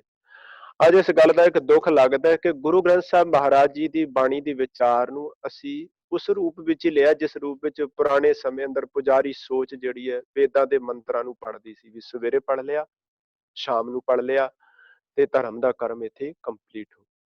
ਅੱਜ ਇਵੇਂ ਸਿੱਖ ਕਰਦਾ, ਸਵੇਰੇ ਨਿਤਨੇਮ ਕੀਤਾ, ਸ਼ਾਮ ਨੂੰ ਰਹਿਰਾਸ ਕੀਤੀ। ਦਿਨ ਵਿੱਚ ਅਸੀਂ ਕੀ ਕਰ ਰਹੇ ਹਾਂ, ਕੈਸਾ ਵਿਵਹਾਰ ਕਰ ਰਹੇ ਹਾਂ, ਕਿੰਨੀਆਂ ਠੱਗੀਆਂ ਮਾਰ ਰਹੇ ਹਾਂ, ਕੀ ਕੁਝ ਕਰ ਰਹੇ ਹਾਂ, ਉਹਦੇ ਨਾਲ ਗੁਰਬਾਣੀ ਦਾ ਕੋਈ ਸੰਬੰਧ ਸਿੱਖ ਰੱਖਦਾ ਹੀ ਨਹੀਂ। ਪਰ ਗੁਰਦੇਵ ਨੇ ਬਾਣੀ ਵਿੱਚ ਕਿਹਾ, ਗੁਣ ਨਿਧਾਨ ਭਗਤਨ ਕੋ ਬਰਤਨ। ਇਹ ਕੋਈ ਸਵੇਰੇ ਸ਼ਾਮ ਪੜ੍ਹੀ ਜਾਣ ਵਾਲੀ ਇਕੱਲੀ ਕੋਈ ਕਵਿਤਾ, ਕੋਈ ਪੋਇਮ ਜਾਂ ਕੋਈ ਧਾਰਮਿਕ ਪ੍ਰਕਿਰਿਆ ਨਹੀਂ ਸੀ, ਕੋਈ ਮੰਤਰ ਨਹੀਂ। ਇਹ ਤੇ ਉਹ ਮੁਬਾਰਕ ਜੀਵਨ ਦਾ ਖਜ਼ਾਨਾ, ਜੀਵਨ ਦੀ ਸੇਧ, ਪ੍ਰੈਕਟੀਕਲ ਜੀਵਨ ਹੈ, ਜਿਹਨੂੰ ਜ਼ਿੰਦਗੀ ਵਿੱਚ ਹਰ ਵੇਲੇ ਸਿੱਖ ਨੇ ਆਪਣੇ ਜੀਵਨ ਵਿੱਚ ਹੰਡਾਉਣਾ ਹੈ, ਮਹਿਸੂਸ ਕਰਨਾ ਹੈ, ਕਮਾਉਣਾ ਹੈ, ਆਪਣੀ ਜ਼ਿੰਦਗੀ ਦੀਆਂ ਬੁਰਾਈਆਂ ਨੂੰ ਬਾਹਰ ਕੱਢ ਕੇ ਤੇ ਸਚਾਈ ਨੂੰ ਆਪਣੇ ਜੀਵਨ ਦਾ ਸ਼ਿੰਗਾਰ। ਇਸੇ ਕਰਕੇ ਜੋ ਕੁਝ ਪਹਿਲਾਂ ਪੁਜਾਰੀਵਾਦ ਦੀ ਸੋਚ ਚੱਲ ਰਹੀ ਸੀ, ਉਹਦਾ ਥੋੜਾ ਬਹੁਤਾ ਬਦਲਵਾ ਰੂਪ ਹੀ ਬਦਲਿਆ ਗਿਆ, ਬਾਕੀ ਉਹੀ ਸੋਚ ਸਾਡੇ ਅੰਦਰ ਆ ਗਈ। ਅੱਜ ਤੁਸੀਂ ਦੇਖੋ ਨਾ, ਉਹ ਕਹਿੰਦਾ ਸੀ ਦੱਖਣ ਦੇਸ ਹਰੀ ਕਾ ਵਾਸਾ, ਪਸ਼ਚਮ ਅੱਲਾ ਮੁਕਾਮਾ। ਅੱਜ ਸਿੱਖ ਵੀ ਕਹਿੰਦਾ ਵੀ ਗੁਰਦੁਆਰੇ ਵਿੱਚ ਰੱਬ ਹੈ, ਬਾਹਰ ਜਾ ਕੇ ਜੋ ਮਰਜ਼ੀ ਕਰਦੇ ਰਹੋ। ਆਮ ਆਪਾਂ ਕਹਿੰਦੇ ਆ ਨਾ ਵੀ ਗੁਰਦੁਆਰੇ ਵਿੱਚ ਇਹ ਕੰਮ ਨਹੀਂ ਕਰਨਾ, ਬਾਹਰ ਇਹਦਾ ਮਤਲਬ ਇਹ ਹੋਇਆ ਬਾਹਰ ਜਿੱਥੇ ਮਰਜ਼ੀ ਕਰੋ, ਕਿਉਂਕਿ ਅਸੀਂ ਰੱਬ ਨੂੰ ਗੁਰਦੁਆਰੇ ਦੀ ਚਾਰ ਦੀਵਾਰੀ ਵਿੱਚ ਕੈਦ ਕਰ ਰੱਖੇ। ਪਰ ਗੁਰੂ ਗ੍ਰੰਥ ਸਾਹਿਬ ਕੀ ਕਹਿੰਦੇ, ਸਭੈ ਘਟ ਰਾਮ ਬੋਲੇ, ਰਾਮਾ ਬੋਲੇ, ਰਾਮ ਬਿਨਾ ਕੋ ਬੋਲੇ ਰੇ, ਇਹ ਕਲ ਮਾਟੀ ਕੁੰਜਰ ਚੀਟੀ, ਭਾਂਜਨ ਹੈ ਬੋ ਨਾਨਾ ਰੇ, ਅਸਥਾਵਰ ਚੰਗਮ ਕੀਟ ਕੀਟ ਘਟ ਘਟ ਰਾਮ ਸਮਾਨ। ਰੱਬ ਤੇ ਕੁਦਰਤ ਵਿੱਚ ਬੈਠਾ ਹੋਇਆ, ਜ਼ਰਰੇ ਜ਼ਰਰੇ ਵਿੱਚ ਬੈਠਾ ਹੋਇਆ, ਹਰ ਸ਼ਖਸ ਵਿੱਚ ਬੈਠਾ ਹੋਇਆ, ਪ੍ਰਕਿਰਤੀ ਦੇ ਹਰ ਰੂਪ ਵਿੱਚ ਬੈਠਾ ਹੋਇਆ ਹੈ। ਕਿਉਂਕਿ ਜੋ ਰੱਬ ਦੇ ਘਰ ਦਾ ਨਿਯਮ ਗੁਰਬਾਣੀ ਵਿੱਚੋਂ ਪੜ੍ਹਦੇ ਹੋ, ਕੁਦਰਤ ਸਾਨੂੰ ਸਾਰਾ ਕੁਝ ਦੇ ਰਹੀ ਹੈ। ਨਾ ਇਨਸਾਫੀ ਕੁਦਰਤ ਵਿੱਚ ਨਹੀਂ ਹੈ। ਤੁਸੀਂ ਇੱਕ ਦਾਣਾ ਬੀਜਦੇ ਹੋ ਧਰਤੀ ਵਿੱਚ, ਤੇ ਉਹ ਧਰਤੀ ਜਿੱਥੋਂ ਦੀ ਮਰਜ਼ੀ ਹੋਵੇ, ਉਹਦਾ ਨਿਯਮ ਹੈ ਕਿ ਉਹਨੇ ਤੁਹਾਨੂੰ ਬਦਲਵੇਂ ਰੂਪ ਵਿੱਚ ਤੁਹਾਡੀ ਝੋਲੀ ਦਾਤ ਪਾਉਣੀ। ਉਵੇਂ ਗੁਰਦੇਵ ਪਿਤਾ ਮਹਾਰਾਜ ਸਤਿਗੁਰੂ ਗੁਰਬਾਣੀ ਵਿੱਚੋਂ ਸਾਨੂੰ ਸੇਧ ਦਿੰਦੇ ਨੇ ਕਿ ਇਹ ਸਮੁੱਚਾ ਸੰਸਾਰ ਹੀ ਰੱਬ ਦਾ ਘਰ ਹੈ। ਵਿੱਚ ਸੰਸਾਰ ਤੁਮ ਦੇਖਦੇ ਹਰ ਕਾ ਰੂਪ ਹੈ, ਹਰ ਰੂਪ ਨਦਰੀ ਆਇਆ। ਇਹ ਸਮੁੱਚਾ ਘਰ ਹੀ ਰੱਬ ਦਾ ਰੂਪ ਹੈ। ਸਗੋਂ ਗੁਰਦੁਆਰਾ ਜਾਂ ਧਾਰਮਿਕ ਸਥਾਨ ਜਿਹੜਾ, ਇਹ ਸਿੱਖਿਆ ਦਾ ਕੇਂਦਰ ਹੈ, ਜਿੱਥੇ ਆ ਕੇ ਅਸੀਂ ਗੱਲਾਂ ਸਿੱਖਣੀਆਂ ਨੇ, ਸਿਆਣਪ ਬਾਣੀਆਂ। ਗੁਰੂ ਗ੍ਰੰਥ ਸਾਹਿਬ ਸਾਡੇ ਉਸਤਾਦ ਹਨ, ਜਿਹਨੂੰ ਗੁਰਬਾਣੀ ਨੇ ਕਿਹਾ, ਹਮ ਬਾਰਿਕ ਹਰ ਪ੍ਰਭ ਕੇ ਹੈ ਇਆਣੇ, ਧੰਨ ਧੰਨ ਗੁਰ ਸਤਿਗੁਰ ਪਾਂਦਾ, ਜਿਨ ਗੁਰ ਉਪਦੇਸ਼ ਦੇ ਕੀਏ ਸਿਆਣੇ। ਅਸੀਂ ਆਣੇ ਸਾਂ, ਗੁਰੂ ਉਪਦੇਸ਼ ਮਿਲਿਆ, ਉਹਨੂੰ ਵਿਚਾਰਿਆ, ਸਮਝਿਆ ਤੇ ਉਹਨੂੰ ਜੀਵਨ ਵਿੱਚ ਕਮਾ ਲਿਆ। ਇਹ ਬੜਾ ਵੱਡਾ ਮਸਲਾ ਹੈ। ਮੈਂ ਹੋਰ ਨੇੜੇ ਕਰਕੇ ਜਿਹੜੀ ਵਿਚਾਰ ਤੁਹਾਡੇ ਨਾਲ ਸਾਂਝੀ ਕਰਨੀ ਚਾਹੁੰਦਾ, ਉਹ ਹੈ ਜਿੱਥੇ ਗੁਰਬਾਣੀ ਨੂੰ ਤਰਤੀਬ ਗੁਰੂ ਅਰਜਨ ਸਾਹਿਬ ਨੇ ਦਿੱਤੀ, ਉੱਥੇ ਗੁਰਬਾਣੀ ਵਿੱਚ ਵਿਆਕਰਣ ਨਿਯਮ ਦੀ ਵਰਤੋਂ ਕੀਤੀ। ਤੁਸੀਂ ਕੋਈ ਵੀ ਭਾਸ਼ਾ, ਕੋਈ ਵੀ ਲੈਂਗੁਏਜ ਪੜ੍ਹਦੇ ਹੋ, ਉਹ ਗ੍ਰਾਮਰ ਤੋਂ ਬਿਨਾਂ ਕੰਪਲੀਟ ਨਹੀਂ ਹੋ ਸਕਦੀ। ਇੰਗਲਿਸ਼ ਬੋਲ ਰਹੇ ਤੁਸੀਂ, ਜੇ ਗ੍ਰਾਮਰ ਤੋਂ ਬਿਨਾਂ ਬੋਲਦਾ ਕੋਈ ਕੰਮ ਤੇ ਸੜ ਜਾਂਦਾ, ਪਰ ਉਹ ਜਿਹੜੀ ਹੈ ਇੰਟਰਨੈਸ਼ਨਲ ਭਾਸ਼ਾ ਦੇ ਰੂਪ ਵਿੱਚ ਨਹੀਂ ਸਾਹਮਣੇ ਆਉਂਦੀ, ਉਦੋਂ ਗ੍ਰਾਮਰ ਦੀ ਜ਼ਰੂਰਤ। ਹੁਣ ਗੁਰਬਾਣੀ ਵਿੱਚ ਵੀ ਗ੍ਰਾਮਰ ਹੈ। ਤੁਸੀਂ ਦੇਖਿਆ ਕਦੇ ਪੰਜਾਬੀ ਅਖਬਾਰ ਪੜ੍ਹੋ ਤੇ ਗੁਰਬਾਣੀ ਪੜ੍ਹੋ, ਦੋਵਾਂ ਵਿੱਚ ਸਾਨੂੰ ਕਿੰਨਾ ਫਰਕ ਲੱਗਦਾ। ਗੁਰਬਾਣੀ ਵਿੱਚ ਅਖੀਰਲੇ ਅੱਖਰ ਨੂੰ ਕਈ ਥਾਂ ਤੇ ਔਂਕੜ ਆਈ ਹੋਈ ਹੈ, ਅਖੀਰਲੇ ਅੱਖਰ ਨੂੰ ਕਈ ਥਾਵਾਂ ਤੇ ਜਿਹੜੀ ਸਿਹਾਰੀ ਆਈ ਹੋਈ ਹੈ, ਜਿਹਨੂੰ ਆਪਾਂ ਬੋਲਦੇ ਨਹੀਂ, ਨਾ ਅਖੀਰਲੇ ਅੱਖਰ ਦੀ ਔਂਕੜ ਬੋਲਦੇ ਆ, ਨਾ ਸਿਹਾਰੀ ਬੋਲਦੇ। ਪਰ ਗੁਰੂ ਸਾਹਿਬ ਨੇ ਐਵੇਂ ਨਹੀਂ ਲਾਈਆਂ। ਇਹ ਸਾਰਾ ਕੁਝ ਗ੍ਰਾਮਰ ਦੇ ਅਨੁਸਾਰ ਬਾਣੀ ਵਿੱਚ ਪਾਤਸ਼ਾਹ ਨੇ ਦਰਜ ਕੀਤਾ। ਤੁਸੀਂ ਰਹਿਰਾਸ ਸਾਹਿਬ ਦਾ ਪਾਠ ਤੇ ਤਕਰੀਬਨ ਰੋਜ਼ ਕਰਦੇ ਹੋ, ਉਹਦੇ ਵਿੱਚ ਇੱਕੋ ਸ਼ਬਦ ਮਹਾਰਾਜ ਨੇ 3 ਰੂਪ ਵਿੱਚ ਵਰਤੇ ਹੈ। ਇੱਕ ਸ਼ਬਦ ਹੈ ਭਗਤ, ਭੱਬਾ ਗੱਗਾ ਤੱਤਾ ਮੁਕਤਾ। ਇੱਕ ਸ਼ਬਦ ਹੈ ਭਗਤ, ਭੱਬਾ ਗੱਗਾ ਤੱਤੇ ਨੂੰ ਔਂਕੜ, ਥੱਲੇ ਵਾਲੀ ਮਾਤਰਾ। ਇੱਕ ਸ਼ਬਦ ਹੈ ਭਗਤ, ਭੱਬਾ ਗੱਗਾ ਤੱਤੇ ਨੂੰ ਸਿਹਾਰੀ। ਹੁਣ ਜਦੋਂ ਪੜ੍ਹਨ ਵਿੱਚ ਆਉਂਦਾ ਤੇ ਅਸੀਂ ਤਿੰਨੇ ਹੀ ਰੂਪ ਜਿਹੜੇ ਇੱਕੋ ਰੂਪ ਵਿੱਚ ਪੜ੍ਹਦੇ ਹਾਂ, ਭਗਤ ਭਗਤ ਭਗਤ, ਪਰ ਤਿੰਨਾਂ ਦੇ ਅਰਥ ਹੀ ਬਿਲਕੁਲ ਵੱਖ ਨੇ। ਜਦੋਂ ਭਗਤ ਤੱਤਾ ਮੁਕਤਾ ਹੋਏਗਾ, ਜਿਹਨੂੰ ਕੋਈ ਮਾਤਰਾ ਨਹੀਂ ਹੋਏਗੀ, ਤੇ ਉਹ ਬਹੁਵਚਨ ਸ਼ਬਦ ਹੈ, ਪਲੂਰਲ ਹੈ। ਉਹ ਤੇ ਭਗਤ, ਤੇਰੇ ਭਗਤ ਸਲਾਹਣ ਤੁਧ ਜੀ, ਹਰ ਅਨੇਕ ਅਨੇਕ ਅਨੰਤਾ। ਤੁਸੀਂ ਚੈੱਕ ਕਰਿਓ ਗੁਟਕਿਆਂ ਵਿੱਚ ਕਦੇ, ਉੱਥੇ ਭਗਤ ਦਾ ਤੱਤਾ ਮੁਕਤਾ। ਤੇਰੇ ਭਗਤ ਦਾ ਅਰਥ ਹੁੰਦਾ ਗਿਆ, ਹੋ ਗਿਆ ਬਹੁਤੇ, ਬਹੁਵਚਨ ਹੋ ਗਿਆ, ਬਹੁਤਿਆਂ ਦੀ ਗੱਲ ਹੋ ਗਈ। ਇਸ ਕਰਕੇ ਅਖੀਰਲੇ ਅੱਖਰ ਦੀ ਔਂਕੜ ਹਟ ਗਈ। ਪਰ ਜਦੋਂ ਤੁਸੀਂ ਪੜ੍ਹਦੇ ਹੋ ਅਗਲੀ ਤੁਕ ਵਿੱਚ ਹੀ, ਤੇਰੀ ਭਗਤ ਭੰਡਾਰ ਜੀ ਭਰੇ ਬੇਅੰਤ ਬੇਅੰਤਾ, ਤਾਂ ਉੱਥੇ ਇਸਤਰੀ ਲਿੰਗ ਰੂਪ ਵਿੱਚ ਆਇਆ ਸ਼ਬਦ, ਭਗਤੀ ਵਾਸਤੇ ਆਇਆ, ਤੱਤੇ ਨੂੰ ਸਿਹਾਰੀ ਆ ਗਈ। ਜਦੋਂ ਇਸਤਰੀ ਲਿੰਗ ਸ਼ਬਦ ਹੋ ਜਾਏਗਾ, ਫਿਰ ਅਖੀਰਲੇ ਅੱਖਰ ਨੂੰ ਸਿਹਾਰੀ ਆ ਗਈ ਹੈ, ਤੇਰੀ ਭਗਤ। ਇੱਥੋਂ ਪਤਾ ਲੱਗ ਰਿਹਾ ਸਾਨੂੰ ਤੇਰੀ ਭਗਤੀ, ਉੱਥੇ ਤੇਰੇ ਭਗਤ ਸੀ। ਉੱਥੇ ਬਹੁਤੇ ਭਗਤਾਂ ਵਾਸਤੇ ਸੀ, ਇੱਥੇ ਤੇਰੀ ਭਗਤ ਭੰਡਾਰ ਜੀ ਭਰੇ ਬੇਅੰਤ। ਇਹ ਵਾਹਿਗੁਰੂ ਤੇਰੀ ਭਗਤੀ ਦੇ ਭੰਡਾਰੇ ਭਰੇ ਹੋਏ। ਮੈਨੂੰ ਪਤਾ ਵੀ ਇਵੇਂ ਥੋੜਾ ਜਿਹਾ ਔਖਾ ਹੈ, ਕਿਉਂਕਿ ਗੱਲਾਂ ਬੋਰਡ ਤੇ ਸਿੱਖਣ ਵਾਲੀਆਂ ਨੇ ਲਿਖ ਕੇ, ਗੁਰਬਾਣੀ ਗ੍ਰਾਮਰ ਦੇ ਨਿਯਮ, ਤਾਂ ਜੋ ਸਾਨੂੰ ਸੌਖੇ ਰੂਪ ਵਿੱਚ ਸਮਝ ਆ ਸਕੇ। ਕਿਉਂਕਿ ਗੁਰਬਾਣੀ ਦੀ ਇਹ ਪਹਿਲ ਹੈ, ਸਭ ਤੋਂ ਪਹਿਲ ਇਹੀ ਹੈ ਕਿ ਕਿਸੇ ਅੱਖਰ ਨੂੰ ਸ਼ੁੱਧ ਰੂਪ ਵਿੱਚ ਪੜ੍ਹ ਲੈਣਾ। ਵਿਚਾਰ ਵਾਲੇ ਪਾਸੇ ਤਾਂ ਸੈਕੰਡ ਨੰਬਰ ਹੈ ਨਾ, ਅਸੀਂ ਵਿਚਾਰ ਵਾਲੇ ਪਾਸੇ ਤਾਂ ਮੁੜਾਂਗੇ ਜੇ ਸਾਨੂੰ ਉਹ ਗੱਲ ਸਮਝ ਵਿੱਚ ਆ ਜਾਏ, ਕਿਸ ਰੂਪ ਵਿੱਚ ਲਿਖੀ, ਪੜ੍ਹਨਾ ਸ਼ੁੱਧ ਆ ਜਾਏ। ਹੁਣ ਜਦੋਂ ਤੱਕ ਪੜ੍ਹਨ ਦਾ ਹੀ ਨਹੀਂ ਪਤਾ ਲੱਗਿਆ ਤੇ ਅਸੀਂ ਕਿਵੇਂ ਅਰਥ ਕਰ ਸਕਾਂਗੇ। ਇਸ ਵਾਸਤੇ ਸਤਿਗੁਰੂ ਨੇ ਇਹ ਸਾਡੇ ਤੇ ਕਿਰਪਾ ਕੀਤੀ। ਤੇ ਜਿਹੜਾ ਤੀਜਾ ਰੂਪ ਆਉਂਦਾ ਹੈ, ਭੱਬਾ ਗੱਗਾ ਤੱਤੇ ਨੂੰ ਔਂਕੜ, ਇਹ ਇੱਕ ਵਚਨ ਸਿੰਗੂਲਰ ਲਈ ਆਉਂਦਾ ਹੈ। ਸਿੰਗੂਲਰ ਵਾਸਤੇ ਇੱਕ ਵਚਨ ਪੁਲਿੰਗ ਹੋਵੇ, ਉੱਥੇ ਔਂਕੜ ਆਈ ਅਖੀਰ ਵਿੱਚ, ਜਿੱਥੇ ਇੱਕ ਭਗਤ ਦੀ ਗੱਲ ਚੱਲ ਰਹੀ ਹੋਵੇ। ਮੈਂ ਦੁਬਾਰਾ ਰਿਪੀਟ ਕਰ ਦਿਆਂ, ਜਿੱਥੇ ਇੱਕ ਭਗਤ ਦੀ ਗੱਲ ਹੋਣੀ ਹੈ ਉੱਥੇ ਭਗਤ ਦੇ ਤੱਤੇ ਨੂੰ ਔਂਕੜ, ਜਿੱਥੇ ਬਹੁਤਿਆਂ ਦੀ ਗੱਲ ਹੋਣੀ ਹੈ ਪਲੂਰਲ ਹੋ ਜਾਏਗਾ, ਉੱਥੇ ਤੱਤੇ ਦੀ ਔਂਕੜ ਹਟ ਜਾਏਗੀ ਮੁਕਤਾ, ਤੇ ਜਿੱਥੇ ਇਸਤਰੀ ਲਿੰਗ ਰੂਪ ਵਿੱਚ ਆਵੇ ਉੱਥੇ ਸਿਹਾਰੀ ਆਉਣੀ ਹੈ ਭਗਤੀ ਵਾਸਤੇ। ਹੁਣ ਐਸੇ ਕਿੰਨੇ ਸ਼ਬਦ ਨੇ ਗੁਰਬਾਣੀ, ਕਿਉਂਕਿ ਗੁਰੂ ਸਾਹਿਬ ਨੇ ਜਿਹੜੀ ਗੁਰਬਾਣੀ ਹੈ ਨਾ, ਇਹਦੀ ਇਹਦੀ ਲਿਖਤੀ ਜਿਹੜੀ ਹੈ ਉਹ ਕੱਲੀ ਗੁਰਮੁਖੀ ਹੈ। ਬਾਕੀ ਭਾਸ਼ਾਵਾਂ 12 ਕਿਸੇ ਵਿਦਵਾਨ ਨੇ ਤੇ ਕਈਆਂ ਨੇ 14 ਭਾਸ਼ਾ ਦਾ ਸੁਮੇਲ ਲਿਖਿਆ। ਹੁਣ ਜਦੋਂ ਤੁਸੀਂ ਪੜ੍ਹਦੇ ਹੋ, ਘਣੋ ਘਣੋ ਘਣੋ ਸਦ ਲੋੜ ਹੈ, ਮਨ ਲੈਣਾ ਕੈਠੇ ਪਾਇਓ, ਹੁਣ ਇਹ ਰਾਜਸਥਾਨੀ ਭਾਸ਼ਾ ਸਾਰੀ। ਗੁਰੂ ਸਾਹਿਬ ਲਿਪੀ ਪੰਜਾਬੀ ਵਰਤ ਰਹੇ ਗੁਰਮੁਖੀ, ਪਰ ਉਹ ਉੱਥੋਂ ਦੀ ਭਾਸ਼ਾ ਹੈ। ਇਸ ਕਰਕੇ ਸਤਿਗੁਰੂ ਨੇ ਇੱਕ ਤਰੀਕਾ ਵਰਤਿਆ ਆਪਣੇ ਪ੍ਰਚਾਰ ਵਾਸਤੇ। ਹੁਣ ਆਪਾਂ ਵਿਚਾਰਾਂ ਦੀ ਸਾਂਝ ਕਰ ਰਹੇ ਹਾਂ, ਜਿਹੜੀ ਪੰਜਾਬੀ ਲੈਂਗੁਏਜ ਮੈਂ ਬੋਲ ਰਹੇ ਹਾਂ ਤੁਸੀਂ ਸਾਰੇ ਸਮਝਦੇ, ਤਾਂ ਇਹ ਤੁਹਾਡੇ ਸਮਝ ਵਿੱਚ ਆ ਰਿਹਾ। ਮੈਂ ਇੱਕ ਤੀਜੀ ਭਾਸ਼ਾ ਉਹ ਬੋਲਣੀ ਸ਼ੁਰੂ ਕਰਦੇ ਆ ਜਿਹੜੀ ਤੁਹਾਨੂੰ ਆਉਂਦੀ ਨਾ ਹੋਵੇ। ਮੈਂ ਜਿੰਨੇ ਮਰਜ਼ੀ ਕੀਮਤੀ ਵਿਚਾਰ ਪੇਸ਼ ਕਰਾਂ, ਪਰ ਤੁਹਾਨੂੰ ਕੱਖ ਨਹੀਂ ਪਤਾ ਲੱਗਣਾ, ਤੁਹਾਨੂੰ ਸਮਝ ਨਹੀਂ ਆਉਣੀ, ਕਿਉਂਕਿ ਉਹ ਭਾਸ਼ਾ ਤੁਹਾਨੂੰ ਨਹੀਂ ਆਉਂਦੀ। ਗੁਰੂ ਸਾਹਿਬ ਜਿਸ ਥਾਂ ਤੇ ਵੀ ਪ੍ਰਚਾਰ ਦੌਰੇ ਤੇ ਗਏ, ਕਿੰਨੀ ਸਿਆਣਪ, ਕਿੰਨੀ ਵਿਵੇਕਤਾ ਔਰ ਕਿੰਨੀ ਐਜੂਕੇਸ਼ਨ ਸੀ ਗੁਰੂ ਸਾਹਿਬ ਕੋਲੇ, ਪੜ੍ਹਾਈ ਲਿਖਾਈ ਸੀ ਮਹਾਰਾਜ ਕੋਲੇ, ਕਿ ਉਹ ਹਰ ਭਾਸ਼ਾ ਤੋਂ ਜਾਣੂ ਸਨ। ਲੋਕਾਂ ਨੂੰ ਉਸ ਰੂਪ ਵਿੱਚ ਐਸੀਆਂ ਗੱਲਾਂ ਨੂੰ ਪ੍ਰਗਟ ਕਰਨ ਦੀ ਜਗ੍ਹਾ, ਆਪਣੇ ਗੁਰੂ ਦੀ ਸਿਆਣਪ ਨੂੰ ਪ੍ਰਗਟ ਕਰਨ ਦੀ ਜਗ੍ਹਾ, ਸਾਖੀਆਂ ਕਰਾਮਾਤੀ ਤੇ ਅਸੀਂ ਬਹੁਤ ਬਣਾ ਲਈਆਂ, ਇਤਿਹਾਸ ਵਿੱਚ ਸੱਚਾਈ ਨੂੰ ਅਸੀਂ ਅਲੋਪ ਕਰਕੇ ਰੱਖ ਦਿੱਤਾ। ਗੁਰਦੇਵ ਉਸ ਭਾਸ਼ਾ ਵਿੱਚ ਜਾ ਕੇ ਗੱਲ ਕਰਦੇ ਆ, ਔਰ ਉਹਨਾਂ ਧਰਮਾਂ ਬਾਰੇ ਕਿੰਨੀ ਗਹਿਰੀ ਨੌਲੇਜ ਰੱਖਦੇ ਮਹਾਰਾਜ, ਕਿ ਜਦੋਂ ਜੋਗੀਆਂ ਨਾਲ ਕਰਦੇ ਤੇ ਉਹਨਾਂ ਦੀਆਂ ਧਾਰਮਿਕ ਨਿਸ਼ਾਨੀਆਂ ਦੀ ਗੱਲ ਕਰਦੇ ਆ, ਮੁੰਦਾ ਸੰਤੋਖ, ਸ਼ਰਮਪਤ ਝੋਲੀ। ਹੁਣ ਕਿੰਨਾ ਸੌਖਾ ਹੋ ਗਿਆ ਉਸ ਬੰਦੇ ਨੂੰ ਸਮਝਾਉਣਾ। ਇੱਕ ਕਿਸਾਨ ਅਨਪੜ੍ਹ ਬੰਦਾ ਖੜਾ ਹੈ, ਉਹਨੂੰ ਤੁਸੀਂ ਅਧਿਆਤਮਕ ਦੀਆਂ ਹੋਰ ਗੱਲਾਂ ਸੁਣਾਓ, ਉਹਨੂੰ ਕੱਖ ਨਹੀਂ ਪਤਾ ਲੱਗਣਾ। ਪਰ ਗੁਰੂ ਸਾਹਿਬ ਜਦੋਂ ਕਹਿ ਰਹੇ ਹੋਣਗੇ ਕਿ ਮਨ ਹਾਲੀ ਕਿਰਸਾਨੀ ਕਰਨੀ, ਸ਼ਰਮ ਪਾਣੀ ਤਨ ਖੇਤ, ਤੂੰ ਆਪਣੇ ਮਨ ਨੂੰ ਹਾਲੀ ਬਣਾ ਲੈ, ਚੰਗੀ ਕਰਨੀ ਨੂੰ ਕਿਰਸਾਨੀ ਖੇਤੀ ਬਣਾ, ਸ਼ਰਮ ਪਾਣੀ, ਤੇਰੀ ਮਿਹਨਤ ਮਸਕਤ ਚੰਗੀ ਕਿਰਤ ਪਾਣੀ ਹੋਵੇ, ਤਨ ਖੇਤ ਨਾਮ ਬੀਜ ਸੰਤੋਖ ਸੁਹਾਗਾ, ਸੰਤੋਖ ਦਾ ਸੁਹਾਗਾ। ਹੁਣ ਅੱਜ ਦੇ ਪੜ੍ਹੇ ਲਿਖੇ ਬੱਚੇ ਨੂੰ ਸੁਹਾਗਾ ਸਮਝਾਉਣਾ ਬੜਾ ਔਖਾ, ਪਰ ਕਿਸਾਨ ਲਈ ਔਖਾ ਥੋੜੀ ਹੈ। ਗੁਰੂ ਸਾਹਿਬ ਕਿਸਾਨ ਨਾਲ ਗੱਲ ਕਰ ਰਹੇ ਤੇ ਉਹਦੀ ਭਾਸ਼ਾ ਵਿੱਚ ਗੱਲ ਕਰ ਰਹੇ। ਇਸ ਵਾਸਤੇ ਸਾਨੂੰ ਇਹ ਗੱਲਾਂ ਸਮਝਣੀਆਂ ਪੈਣਗੀਆਂ। ਇਹ ਸਾਡੀ ਕੌਮ ਦੀ ਤਰਾਸਦੀ ਹੈ ਕਿ ਜਿੰਨਾ ਕੁਝ ਅਸੀਂ ਦੁਨਿਆਵੀ ਤੌਰ ਤੇ ਆਪਣੇ ਬੱਚਿਆਂ ਲਈ ਬਹੁਤ ਜ਼ਰੂਰੀ ਸਮਝਦੇ ਆ, ਗੁਰਬਾਣੀ ਨੂੰ ਤੇ ਇੱਕ ਧਾਰਮਿਕ ਕਰਮ ਜਿਹੜਾ ਉਹ ਬਸ ਉਸ ਰੂਪ ਵਿੱਚ ਹੀ ਲਿਆ ਜਿਵੇਂ ਪੁਰਾਣੇ ਸਮੇਂ ਵਿੱਚ ਹੁੰਦਾ ਸੀ। ਅੱਜ ਵੀ ਪਾਠ ਰਖਾ ਲਿਆ, ਲੋਕ ਇਕੱਠੇ ਕਰ ਲਏ ਤੇ ਇੱਕ ਧਰਮ ਦੀ ਮਰਿਆਦਾ ਨਿਭ ਗਈ। ਅਸੀਂ ਇਸ ਤੋਂ ਅੱਗੇ ਇਧਰਲੇ ਪਾਸੇ ਕਦੇ ਮਸਲਾ ਹੱਲ ਹੀ ਨਹੀਂ। ਮੁਹੰਮਦ ਸਾਹਿਬ ਨੇ ਆਪਣੇ ਖਲੀਫਿਆਂ ਨੂੰ ਇੱਕ ਵਾਰੀ ਸਵਾਲ ਕੀਤਾ ਸੀ ਵੀ ਇਸਲਾਮ ਧਰਮ ਵਾਸਤੇ ਸਭ ਤੋਂ ਵੱਡਾ ਖਤਰਾ ਕੀ ਹੋ ਸਕਦਾ। ਉਹਨਾਂ ਨੇ ਸਾਰਿਆਂ ਨੇ ਆਪਣੇ ਆਪਣੇ ਰੂਪ ਵਿੱਚ ਜਵਾਬ ਦਿੱਤਾ, ਕਿਸੇ ਨੇ ਕੁਝ, ਕਿਸੇ ਨੇ ਕੁਝ। ਤੇ ਇਤਿਹਾਸ ਕਹਿੰਦਾ ਵੀ ਮੁਹੰਮਦ ਸਾਹਿਬ ਦੀ ਤਸੱਲੀ ਨਾ ਹੋ ਸਕੀ।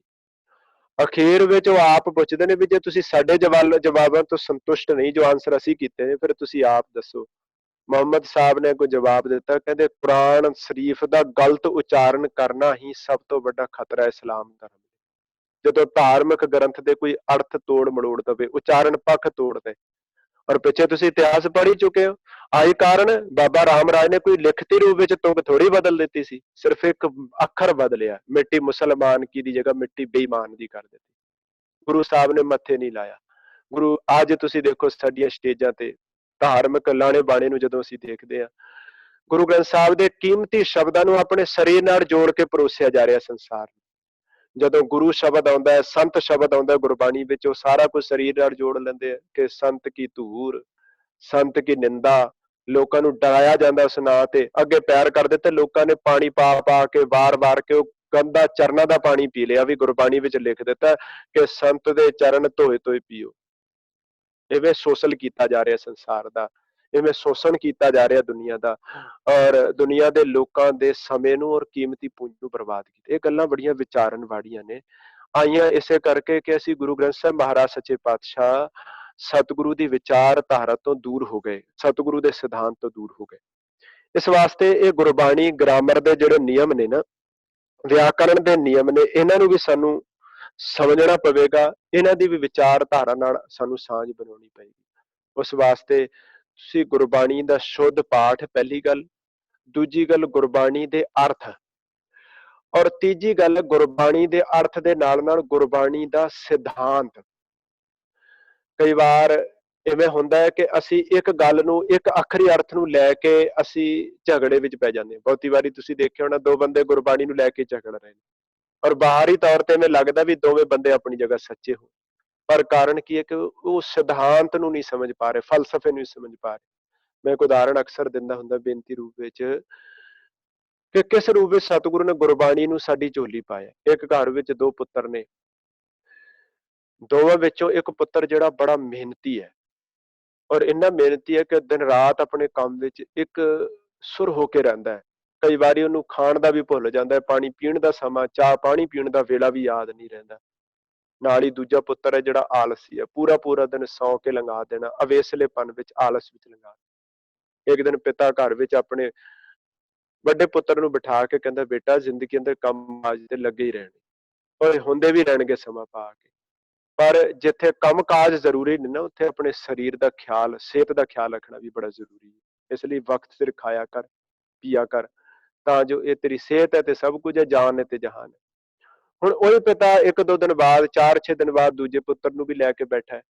ਉਹਨੂੰ ਕਹਿੰਦਾ, ਬੇਟਾ ਕੱਲਾ ਜ਼ਿੰਦਗੀ ਦਾ ਆਧਾਰ ਖਾਣਾ ਪੀਣਾ ਸੌਣਾ ਜਾਂ ਮੌਜ ਮਸਤੀਆਂ ਕਰ ਲੈਣੀਆਂ ਨਹੀਂ, ਜੀਵਨ ਲਈ ਕੰਮ ਕਾਜ ਵੀ ਬੜਾ ਜ਼ਰੂਰੀ ਹੈ, ਕਿਰਤ ਵੀ ਬੜੀ ਜ਼ਰੂਰੀ ਹੈ, ਜਿਹਦੇ ਨਾਲ ਜ਼ਿੰਦਗੀ ਦਾ ਨਿਰਵਾਹ ਸੁਚੱਜਾ ਹੁੰਦਾ।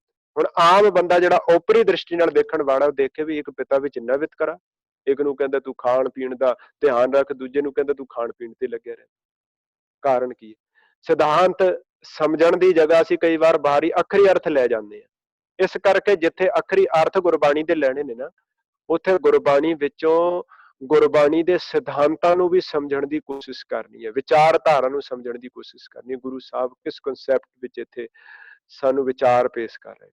ਇਹੀ ਕਾਰਨ ਹੋਇਆ, ਐਸੀ ਵਿਚਾਰ ਨਾ ਸਮਝਣ ਕਰਕੇ ਗੁਰਬਾਣੀ ਦੇ ਤੋੜ ਮੜੋੜ ਕੇ ਅਰਥ ਕੀਤੇ ਗਏ ਤੇ ਸਾਡੀ ਝੋਲੀ ਪਾਏ ਗਏ, ਤੇ ਲੋਕਾਂ ਨੂੰ ਫਿਰ ਸ਼ਰਧਾ ਦੇ ਨਾਂ ਤੇ ਲੁੱਟਿਆ ਗਿਆ, ਲੋਕਾਂ ਦਾ ਸ਼ੋਸ਼ਣ ਕੀਤਾ ਗਿਆ। ਸੋ ਇਸ ਵਾਸਤੇ ਜਿਹੜੀ ਮੁਬਾਰਕ ਦਾਤ ਸਤਿਗੁਰੂ ਨੇ ਸਾਡੀ ਝੋਲੀ ਪਾਈ ਹੈ, ਗੁਰੂ ਗ੍ਰੰਥ ਸਾਹਿਬ ਜੀ ਦੀ ਵਿਚਾਰਧਾਰਾ ਦੇ ਰੂਪ ਵਿੱਚ, ਇਹਦੇ ਉੱਤੇ ਪਹਿਰਾ ਦਈਏ। ਸਾਡੇ ਫਰਜ਼ ਬਣਦੇ ਨੇ ਕਿ ਆਪ ਜਿਵੇਂ ਦੁਨਿਆਵੀ ਕੋਈ ਵੀ ਕੰਮ ਸਿੱਖਣ ਲਈ ਅਸੀਂ ਅੱਗੇ ਹੁੰਦੇ ਹਾਂ, ਉਹਦੀ ਪ੍ਰੈਕਟਿਸ ਕਰਦੇ ਹਾਂ, ਚੰਗੇ ਉਸਤਾਦ ਕੋਲੋਂ ਸਿੱਖਦੇ ਹਾਂ, ਗੁਰੂ ਗ੍ਰੰਥ ਸਾਹਿਬ ਮਹਾਰਾਜ ਜੀ ਦੀ ਵਿਚਾਰ ਬਾਣੀ ਨੂੰ ਚੰਗਾ ਪੜ੍ਹਨਾ ਸਿੱਖੀਏ, ਸੁਚੱਜੇ ਢੰਗ ਨਾਲ ਲਗਾ ਮਾਤਰਾਵਾਂ ਦਾ ਧਿਆਨ ਰੱਖ ਕੇ, ਫਿਰ ਇਹਦੇ ਅਰਥਾਂ ਵੱਲ ਧਿਆਨ ਦਈਏ। ਅਰਥ ਸਮਝਣ ਤੋਂ ਬਾਅਦ ਗੁਰੂ ਗ੍ਰੰਥ ਸਾਹਿਬ ਦੇ ਸਮੁੱਚੇ ਫਲਸਫੇ ਨੂੰ ਸਮਝੀਏ ਵੀ ਗੁਰੂ ਸਾਹਿਬ ਨੇ ਕਿਹੜੀ ਵਿਚਾਰਧਾਰਾ ਸਾਡੀ ਝੋਲੀ ਪਾਈ, ਔਰ ਸਭ ਤੋਂ ਉੱਤਮ ਜਿਹੜਾ ਰਿਜ਼ਲਟ ਹੈ ਉਹ ਹੈ ਸਾਡੇ ਕਿਰਦਾਰ ਦੀ ਗੱਲ ਗੁਰਬਾਣੀ ਨੇ ਕੀਤੀ।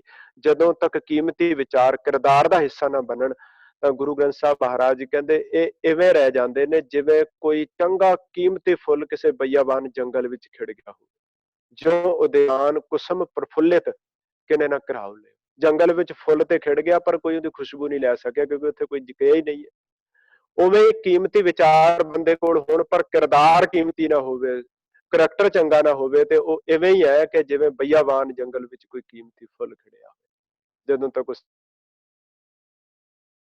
ਵਿਚਾਰ ਦਾ ਵਿਸ਼ਾ ਹਨ, ਸਤਿਗੁਰੂ ਕਿਰਪਾ ਕਰਨ, ਗੁਰੂ ਗ੍ਰੰਥ ਸਾਹਿਬ ਮਹਾਰਾਜ ਜੀ ਵਰਗਾ ਕੀਮਤੀ ਖਜ਼ਾਨਾ ਸਾਡੇ ਕੋਲ ਪਿਆ ਹੋਵੇ, ਤੇ ਇੱਧਰ ਉੱਧਰ ਫਿਰ ਨਿਗਾਹ ਮਾਰਨ ਦੀ ਸਾਨੂੰ ਲੋੜ ਹੀ ਨਾ ਜਾਵੇ। ਸਤਿਗੁਰੂ ਮੇਰਾ ਕਰਨ ਇੰਨੀਆਂ ਵਿਚਾਰਾਂ ਕਰਦਾ ਦਾਸ ਖੇਮਾ ਦਾ ਜਾਚਕ ਹੈ, ਭੁੱਲਾਂ ਦਾਸ ਦੀਆਂ ਜਾਣ ਕੇ ਬਖਸ਼ ਲੈਣੀਆਂ ਜੀ। ਵਾਹਿਗੁਰੂ ਜੀ ਕਾ ਖਾਲਸਾ, ਵਾਹਿਗੁਰੂ ਜੀ ਕੀ ਫਤਿਹ। ਵਾਹਿਗੁਰੂ ਜੀ ਕਾ ਖਾਲਸਾ, ਵਾਹਿਗੁਰੂ ਜੀ ਕੀ ਫਤਿਹ। ਗਿਆਨੀ ਜੀ ਬਹੁਤ ਬਹੁਤ ਧੰਨਵਾਦ ਤੁਹਾਡਾ। ਅੱਜ ਬਹੁਤ ਵਧੀਆ ਤਰੀਕੇ ਦੇ ਨਾਲ, ਹਮੇਸ਼ਾ ਦੀ ਤਰ੍ਹਾਂ ਅੱਜ ਵੀ ਬਹੁਤ ਵਧੀਆ ਤਰੀਕੇ ਨਾਲ ਤੁਸੀਂ ਕਥਾ ਕੀਤੀ ਹੈ ਜੀ, ਔਰ ਬਹੁਤ ਹਟ ਕੇ, ਆਮ ਜਿਹੜੀ ਕਥਾ ਹੁੰਦੀ ਹੈ ਉਹਦੇ ਨਾਲ ਹਟ ਕੇ ਕੀਤੀ ਹੈ, ਜਿਹਦੇ ਵਿੱਚ ਤੁਸੀਂ ਬਹੁਤ ਕਈ ਸਬਜੈਕਟ ਤੁਸੀਂ ਟੱਚ ਕੀਤੇ ਆ, ਤੇ ਉਹਨਾਂ ਤੇ ਬਹੁਤ ਜ਼ਰੂਰੀ ਆ ਸਾਨੂੰ ਸਮਝਣ ਵਾਸਤੇ। ਤੇ ਉਪਰਾਲਾ ਜੀ ਕੀਤਾ। ਚਲੋ ਠੀਕ ਹੈ ਜੀ। ਉਹਦੇ ਵਿੱਚ ਤੁਸੀਂ ਗੁਰੂ ਗ੍ਰੰਥ ਸਾਹਿਬ ਨੂੰ ਜਿੱਦਾਂ ਪੂਜਣ ਦੇ ਹਿਸਾਬ ਦੇ ਨਾਲ ਅੱਜ ਕੱਲ੍ਹ ਸਾਡੇ ਜਿਹੜੀ ਚਾਈ ਜਾਂਦੀ ਗੱਲ ਪੂਜਣ ਤੱਕ ਹੀ ਸੀਮਿਤ ਰਹਿ ਜਾਂਦੀ ਹੈ। ਤੁਸੀਂ ਪਰਿਕਰਮਾ ਕਰ ਲਓ, ਮੱਥਾ ਟੇਕ ਲਓ, ਪ੍ਰਸ਼ਾਦ ਲਓ ਤਾਂ ਲੰਗਰ ਛਕੋ, ਕਰਨ ਨੂੰ ਜਾਓ। ਜਿੱਥੋਂ ਤਾਈਂ ਉਹਦੀ ਬਿਲਕੁਲ ਬਿਲਕੁਲ ਵਿਚਾਰਧਾਰਾ ਦਾ ਕੰਸਰਨ ਹੈ, ਜਿਹੜਾ ਉਹਦੇ ਵਿੱਚ ਜੋ ਲਿਖਿਆ ਸੀਗਾ ਉਹ ਸਾਡੇ ਤਾਈਂ ਨਾ ਤਾਂ ਸਾਡੇ ਜਿਨ੍ਹਾਂ ਦੀ ਜ਼ਿੰਮੇਵਾਰੀ ਸੀਗੀ ਉਹਨਾਂ ਨੇ ਪਹੁੰਚਾਇਆ, ਨਾ ਅਸੀਂ ਵੀ ਸਮਝਣ ਦੀ ਕੋਸ਼ਿਸ਼ ਵੀ ਕੀਤੀ। ਸਾਡੇ ਜੰਮਦਿਆਂ ਤੋਂ ਭਾਰ ਇਹ ਪਾਤਾ ਵੀ ਤੁਸੀਂ ਆਹ ਹੀ ਕੁਛ ਕਰਨਾ, ਆਹ ਨਹੀਂ ਕਰਨਾ, ਬਸ ਕਿੰਤੂ ਪ੍ਰੰਤੂ ਵੀ ਨਹੀਂ ਕਰਨਾ। ਤੁਸੀਂ ਉਹ ਵੀ ਟੱਚ ਕੀਤਾ ਵੀ ਸਵਾਲ ਜਵਾਬ ਕਰਨੇ ਬਹੁਤ ਜ਼ਰੂਰੀ ਆ, ਤੇ ਜਦ ਤਾਈਂ ਤੁਸੀਂ ਨਹੀਂ ਕਰਦੇ ਉਦੋਂ ਤਾਈਂ ਤੁਹਾਡਾ ਕੋਈ ਸ਼ੰਕਾ ਹੋਵੇ ਤਾਂ ਉਹ ਨਹੀਂ ਮਿਟ ਸਕਦਾ, ਜਦ ਤਾਈਂ ਤੁਸੀਂ ਨਹੀਂ ਬਿਲਕੁਲ ਪੁੱਛਦੇ। ਬਿਲਕੁਲ ਜੀ।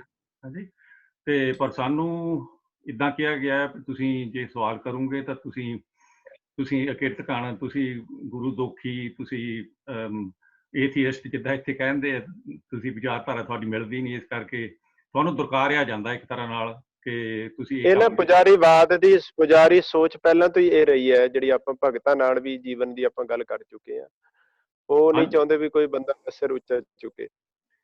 ਬਿਲਕੁਲ ਤੁਹਾਡੀ ਗੱਲ ਸਹੀ ਹੈ ਜੀ, ਪਰ ਉਹ ਜਿਹੜੀ 500 ਸਾਲ ਪੁਰਾਣੀ ਜਿਹੜੀ ਵਿਚਾਰਧਾਰਾ ਸੀਗੀ ਉਹਨਾਂ ਨੂੰ ਕੱਢਣ ਵਾਸਤੇ ਗੁਰੂ ਸਾਹਿਬਾਂ ਨੇ ਆਪਣੇ 200-250 ਸਾਲ ਜਿੰਨੇ ਵੀ 239 ਸਾਲ ਲਾਏ ਆ, ਤੇ ਉਹਦੇ ਵਿੱਚ ਫਿਰ ਉਹਨਾਂ ਦੇ ਜਾਣ ਤੇ ਬਾਵਜੂਦ, ਉਹਨਾਂ ਦੇ ਜਾਣ ਤੇ ਬਾਅਦ ਵੀ ਹੁਣ ਤਾਈਂ ਜੋ ਸਾਡੇ ਪੱਲੇ ਪਾਇਆ ਉਹ ਇਹ ਹੀ ਆ। ਮੁੜ ਕੇ ਪੁਜਾਰੀਵਾਦ ਜਾਂ ਉਸ ਟਾਈਮ ਦੀ ਜਿਹੜੀ ਸੋਚ ਸੀਗੀ ਉਹ ਸਾਡੇ ਤੇ ਪੂਰੀ ਤਰ੍ਹਾਂ ਮੜ ਦਿੱਤੀ। ਉਹ ਇਸ ਕਰਕੇ ਹੁਣ ਜਦੋਂ ਤੁਸੀਂ ਥੋੜੀ ਜਿਹੀ ਤੁਸੀਂ ਵੀ ਜੇ ਫਰਜ਼ ਕੀਤਾ ਵਿਚਾਰਧਾਰਾ ਵੱਖਰੀ ਕਰਨ ਦੀ ਕੋਸ਼ਿਸ਼ ਕਰਦੇ ਆ, ਤੁਹਾਨੂੰ ਵੀ ਲੋਕੀ ਪਸੰਦ ਨਹੀਂ ਕਰਦੇ ਉਹ ਜਿਨ੍ਹਾਂ ਤੇ ਭਾਰ ਪਿਆ ਆ।